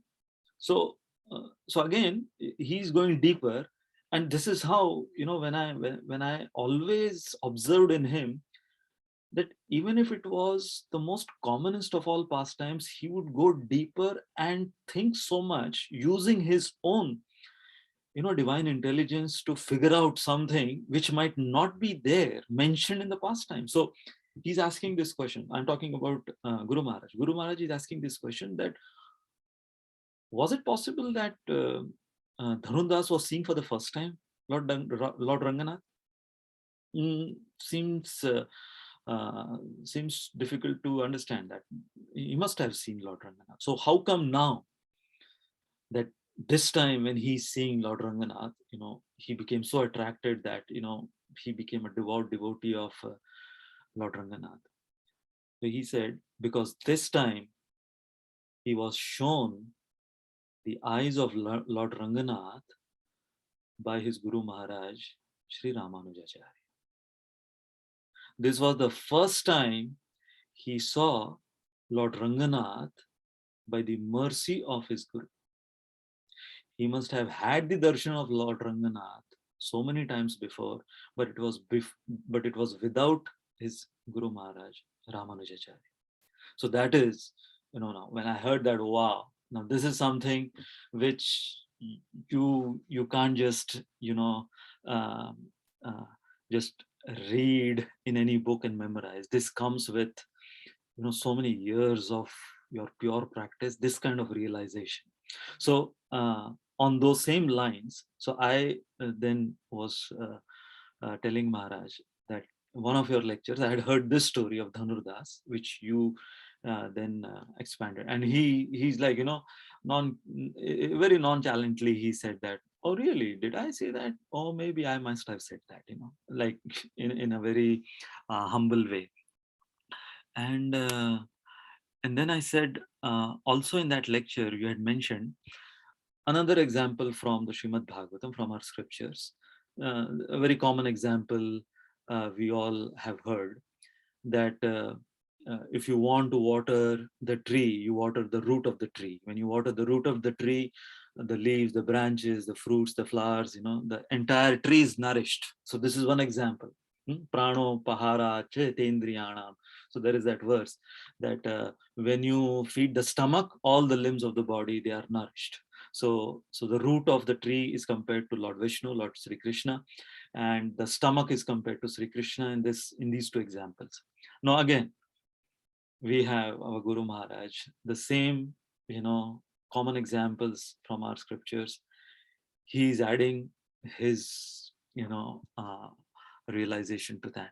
So he's saying, if you go back to that example, if you revisit that example, the first example, the tree, the root of the tree, then the water, in order to reach the root, because the root is again beneath the soil.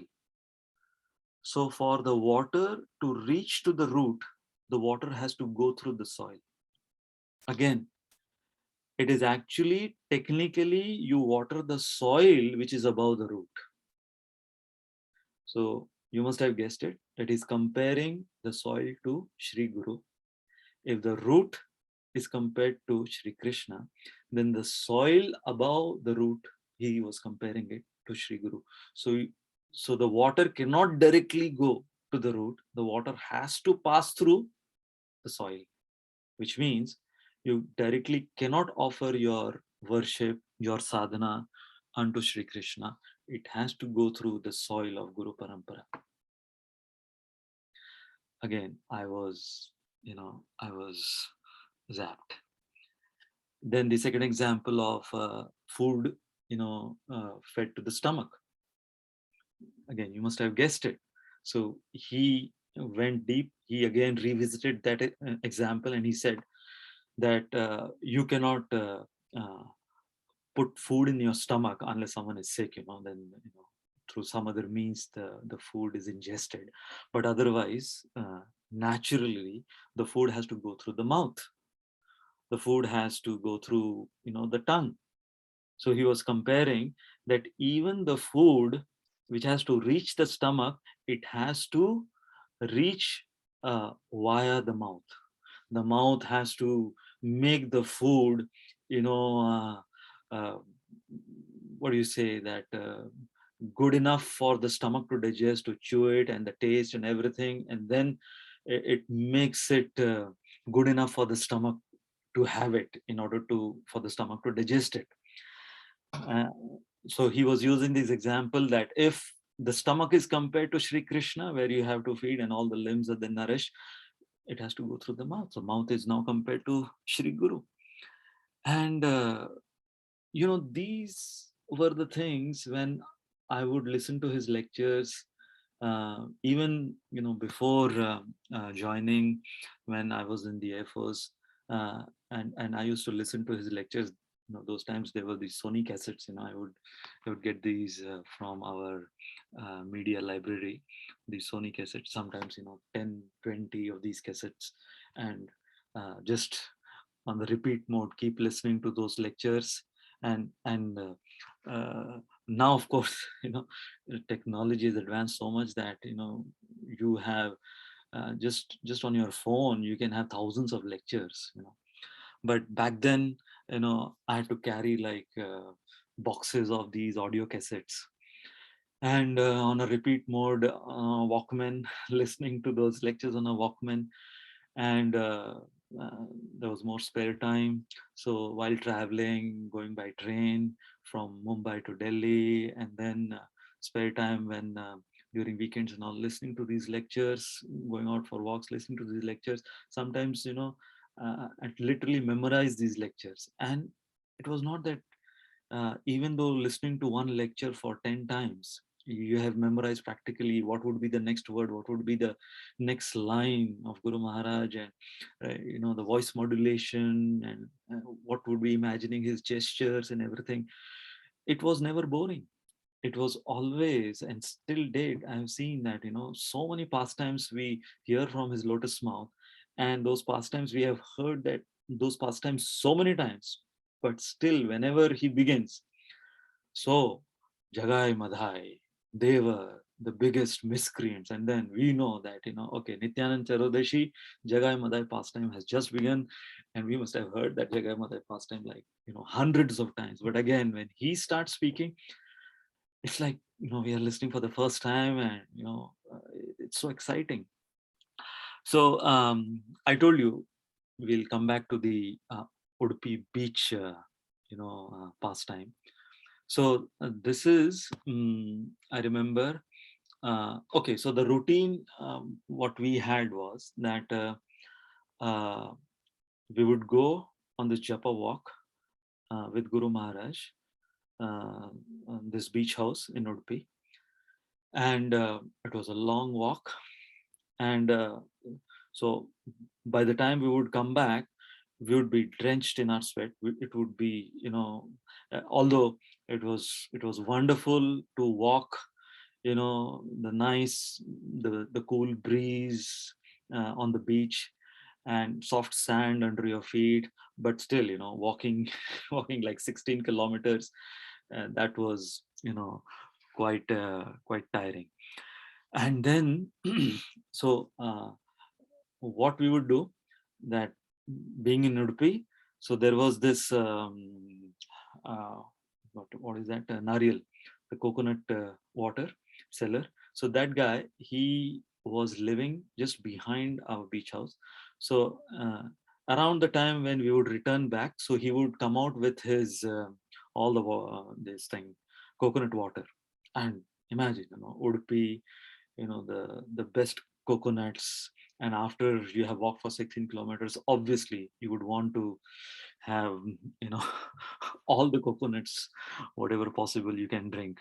So refreshing, so healthy, so refreshing. And it's all justified, it's legal, it's legit. You are supposed to drink coconut water.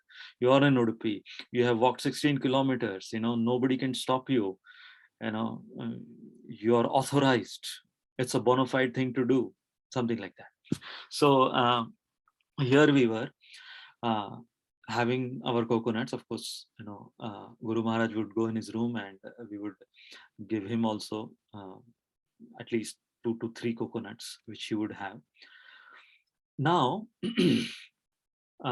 because we would walk barefoot, and when we would come back, so before entering the house at the gate, we would keep a bucket and a mug, a bucket full of water and mug, to wash our feet.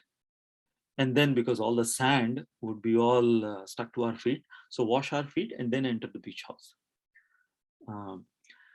And we were observing that there was this one dog, a stray dog. Now, in India, stray dogs are so common, some places, if you don't see a stray dog, that's something which is unheard of, what to speak of their barkings. So it's so common in India, stray dog. So there was this one stray dog, and to our surprise and to our amusement, this stray dog, every day he would walk along with us. And sometimes you see stray dogs in India, they wag their tail, and they're expecting that you would throw something, some food item to them. This dog, he was not expecting, he would just walk. And it was not that we were in Kirtan. Sometimes in Kirtan you see, some stray dogs, they join in because, this is something which they have out of the ordinary they are seeing. But, it was just japa, and silently we were chanting our japa, and we are just silently, everything is the only sound over there was the sound of, the ocean waves. That's it. And this dog, definitely born and raised over there in that locality, he would walk along with us all the way, till that lighthouse, and then come back along with us, which means he was like, as if he had become part of our Japa morning walk group. And he would not enter the gate also of the beach house. So this happened that this one day we all entered, and like I told you, that we washed our feet, and then the gate was closed because we didn't want the stray dogs to enter into the gate. So the gate was closed. We sat just in the front yard with our coconuts, and to our utter surprise, and we were to our we were a little embarrassed to see, looking at ourselves, this dog right where Guru Maharaj had washed his feet, and after him we all had washed our feet. This dog, he started to, the water which, a small puddle was formed and it was accumulated, he was licking that. Pure Charnamrit. It was like the fresh, pure Charnamrit over there. And all these days, we were missing out on that. And here was a stray dog. And, he was just grabbing the opportunity and getting so blessed. And here we were holding our coconut waters and looking at each other. Who is fortunate over here? Who is the real disciple over here? So I just remembered this, remembering Udupi. There were other stories also, but this is one striking story which I remembered, this incident in Udupi, that sometimes you have the association of Sri Guru, such close association of Sri Guru. And like, Srila Prabhupada used to say that Krishna consciousness is so easy and so simple that you may miss it. Similarly, the association of Sri Guru, the mercy of Sri Guru, that might be so easily available and available in such a simple manner that we might miss it. And that was the reflection which I still have, remembering. I can, as I close my eyes, I can freshly imagine that scene of that stray dog. I can still envision the color of that dog, the size of that dog and that gait, and he just relishing that charanamrit of Guru Maharaj, as against we enjoying the coconut water. So what he told me about the importance of Guru Tattva, and what I understood, the importance of Shri Guru, the combination. So you understand the Guru Tattva through the scriptures. And then you have the Shri Guru, who gives you the deeper insights of that through his own example. And whenever I meditate on his overall personality, I have observed that Radhanath Maharaj, Srila Radhanath Maharaj, is one person I saw in my life. Because being in the Air Force, I had seen my superior commanding officers, and many times you see your commanding officers when they are in uniform, when they are on duty in front of you, but you don't happen to see the other side of their life, their personal life. And many times during these Air Force parties, you get to see not the other side, but the dark side also, their vices and all those things, which don't want to mention over here. But here I had, I was in a similar kind of situation wherein I have my commanding officer, looking up to him, like how we would salute and pay our respects to our commanding officers. So here was when I joined, I considered Guru Maharaj to be like my commanding officer, with all my awe and reverence towards him. And here is one commanding officer now, whom I can observe, when he gets up, how he gets up, what time he takes his bath, and all the routine, ordinary things you don't get to see in the Air Force. All these things are routine things of your commanding officer. But herein, I was blessed to see, the routine things, that what I might say, that the human side of Shri Guru, the human side of Shri Guru. And so many times I would think that, okay, you have, all the justification to, be in the background and just do his services. And whenever he's giving classes, there was this excuse for the servants, that the servants, they did not attend, physically in front of him, listening to his lectures, because obviously servants are busy, that for the cooking after the Sunday feast class. or the morning Bhagavatam class, you're preparing his breakfast, you're preparing his lunch. So you're just, while doing all those services, you're hearing his lecture. But in those 6 years, I realized that, being so close to your guru, it's mentioned in our scripture, it's like, you're handling fire. If you are not careful, the fire will burn you. Which means, if you are not careful, the kind of offenses, the mental offenses, and also sometimes physical offenses, seva-aparadh, it can destroy you completely.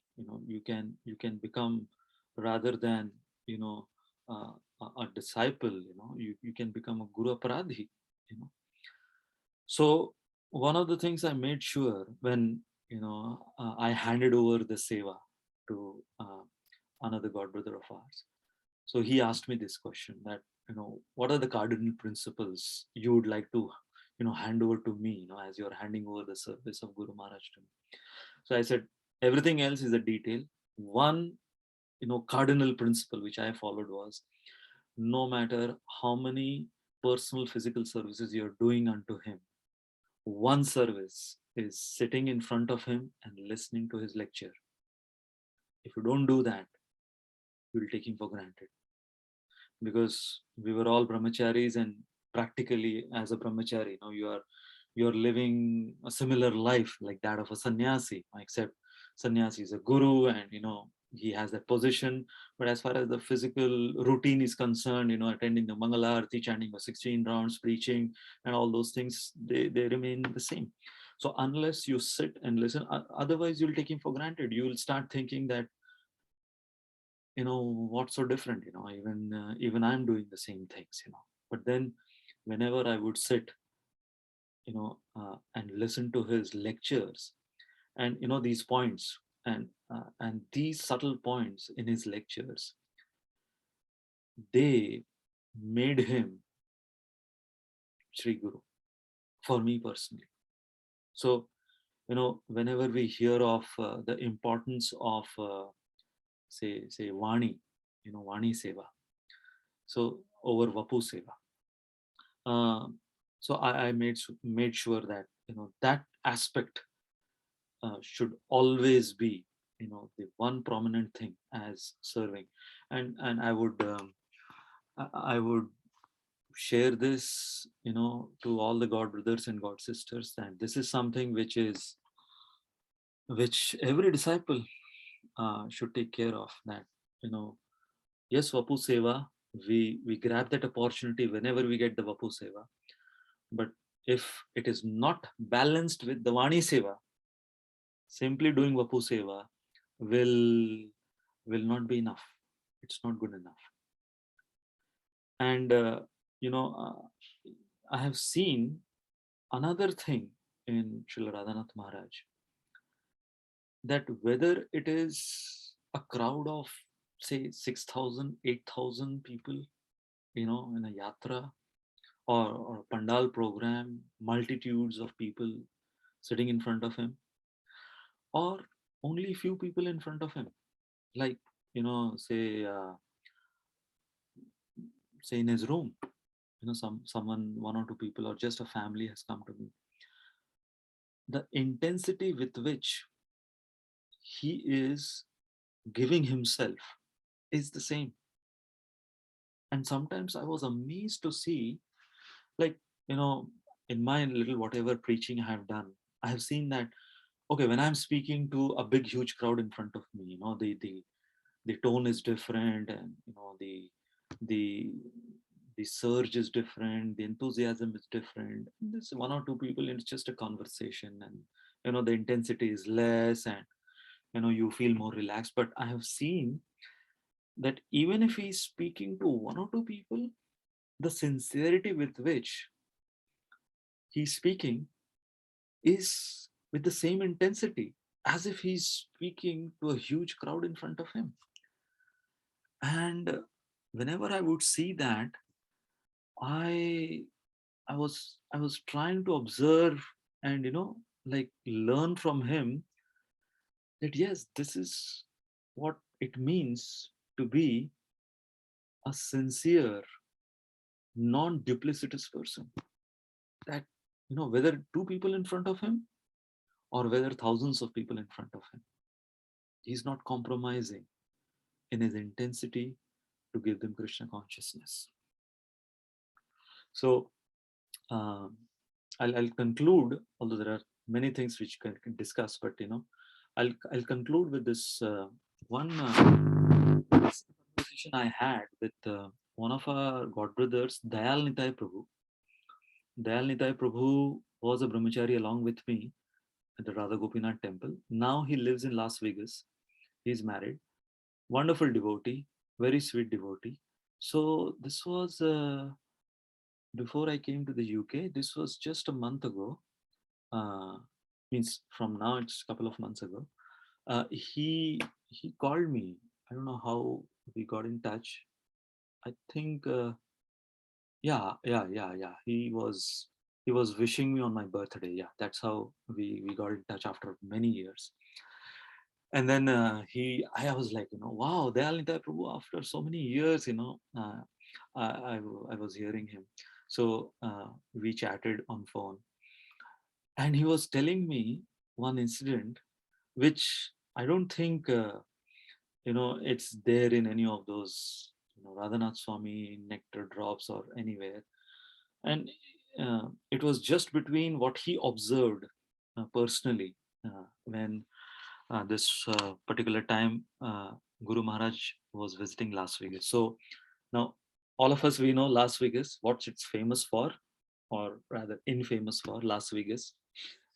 So here is our god brother Dayal Nitai Prabhu living in Las Vegas, and absolutely he's cut off from very sincere solid Vaishnava association, and for economic reasons he's over there, and to his utter surprise, he was saying that one day he saw on his cell phone like 4 missed calls, and he was not knowing that who is this person calling. It seemed to be unknown number for him. He called back, and it was Srila Radhanath Maharaj. Imagine, on your cell phone. Now obviously he considered himself that he's not that big devotee that he has personal number of Radhanath Swami, his Guru Maharaj, saved on his phone. So obviously it came as unknown number. And then imagine, if we imagine on your cell phone you have 4 missed calls from Srila Radhanath Maharaj, what will be your reaction? And add to that, you are living in Las Vegas.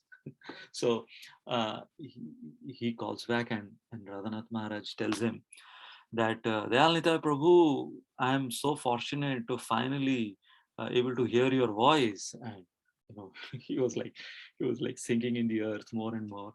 First of all, he had to call 4 times, and now he's saying all these things. And then Maharaj said that I'm planning to visit Las Vegas. Is it okay if I stay at your place? And it's like he's asking it, he's asking this question that, is it okay, can I come and stay at your place?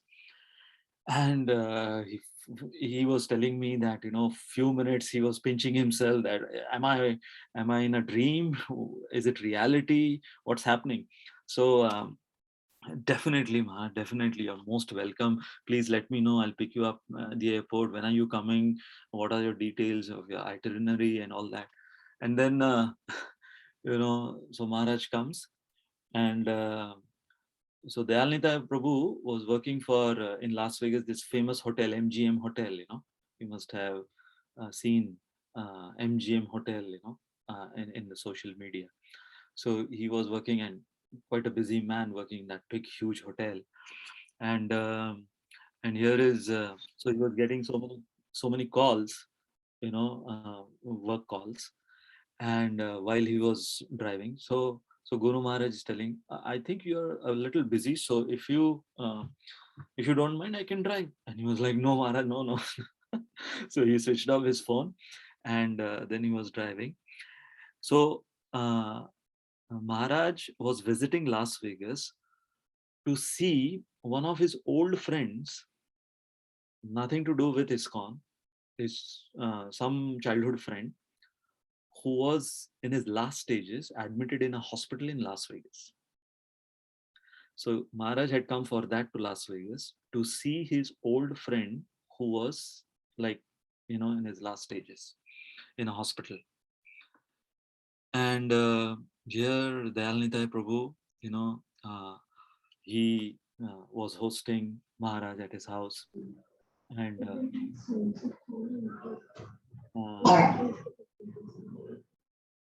should I continue? Yes, Prabhuji. Yes, Prabhuji. Yes. I don't know what time is it. Is it? Am I? No, you can continue, Prabhuji. You can Okay. continue. I'll just take 5 more minutes. Okay. So finish this story. So Dayalnitai Prabhu, now he has a fortune that Guru Maharaj all by himself, and so he's asking that since I don't know, when I was in the brahmachari ashram, I didn't have the courage to talk to you personally, and I was just a very ordinary brahmachari. I don't know whether you remember me as a brahmachari over there. Maharaj said, definitely I remember you. And then he's asking, can I do Guru Puja of yours? And now this is something which is, you can say, unlike of Guru Maharaj. And he was so much, kind of carried away by the innocence of Dayalnitai Prabhu. He said, okay, you can do. So can you believe just one disciple alone doing Guru Puja unto Radhanath Maharaj? He was, when I was hearing that, I was like, wow, you are making so many of us jealous, And then so he took Guru Maharaj to this hospital where his friend was admitted, and he said that I had heard so much that he's so personal, and someone who is at the deathbed, and so many like Bhakti Tirth Maharaj I've seen personally. I was there, Gita Nagari, when Bhakti Tirth Maharaj, he was leaving his body. The kind of dedication and commitment towards one's god brother Radhanath Maharaj. So anyone else who senior devotee in ISKCON, but here was someone nobody knew other than Maharaj. Nobody knew him. He is admitted in a hospital in Las Vegas. And Guru Maharaj was chanting for 6 hours non-stop for him until he left his body. He was not any Prabhupada disciple. He was not his god brother. He was just some old friend. And Dayalnita Prabhu was telling me that when I saw that, I was totally gobsmacked. I was so impressed and so inspired that whatever I had heard of this person, that how much personal is this person, that how caring, that he was there, he came all the way. Obviously someone like him, who is a guru, who is a GBC, who is a celebrity of his own kind, is dropping off everything and coming to Las Vegas and being so personal and making sure that his old friend during his last stages, he gets some spiritual credits. So I was making the point that someone who is so personal, and and someone who is a public figure, having both these come together is a rare combination. So like Haridas Thakur, he's been glorified, that he's a person who is sometimes it's mentioned in the Chaitanya Charitamrita that some people who are good at preaching, but they are not so good at their sadhana. And some people who are very good at their sadhana, but not so good at the preaching. But here is Haridas Thakur is a combination of such a dedicated sadhaka and a wonderful preacher. And what I can paraphrase that same thing for our Guru Maharaj, that a person, you have these 3 things, sadhana, sadachar, and prachar. A person who has this combination of impeccable sadhana, sadachar, I don't have to say anything about that. And prachar, again, you see the results of the kind of prachar which he has done. So, having such a personality as our guru is nothing next to miracle for all of us. And I again want all of you to imagine that sight which we all were seeing in front of us, that fortunate dog who grabbed the opportunity and had the fresh charanamrit of Guru Maharaj. So let us be like that fortunate, dog, and grab the opportunity as much as we can to get the mercy. Thank you all very much. Hare Krishna. Thank you very much, Prabhu. If you have time, you can share some more in case if you have time. Okay. Yeah. I have another telephonic conference now at Okay. some time. Okay. So- Okay. Yeah. Sure. So thank you very much for your wonderful narration about Sri Guru and Guru Tattva, beautiful pastimes. So nicely you have explained to us on this auspicious day. In fact, I think you are in Manchester now, right? No, I'm Currently. right now close to Birmingham. This place called Okay. Harryford. I'm Okay. in Chakradhari Prabhu and Okay. Rajlakshmi. Okay. So amidst your busy schedule, so many programs back to back, you have considered our request and accommodated to come and speak to us and explain us about Guru Maharaj and his pastimes and all. Very grateful to you. Thank you very much, Prabhu. Thank you for giving me an opportunity. Like I said, it's all my honor. Thank you for giving me that honor. Jai. Look forward to more such associations from you. Thank you, Prabhu. Hare Krishna. Jai Shila Radhanath Swami Maharaj ki jai. Hey. Radhanath Swami Maharaj Avirbhav Tithi Maha Mahotsav ki jai. Jai. Pad ki jai. Jai. Vaishnav Vrind ki jai. Jai. All Premanandi. Hari Hari.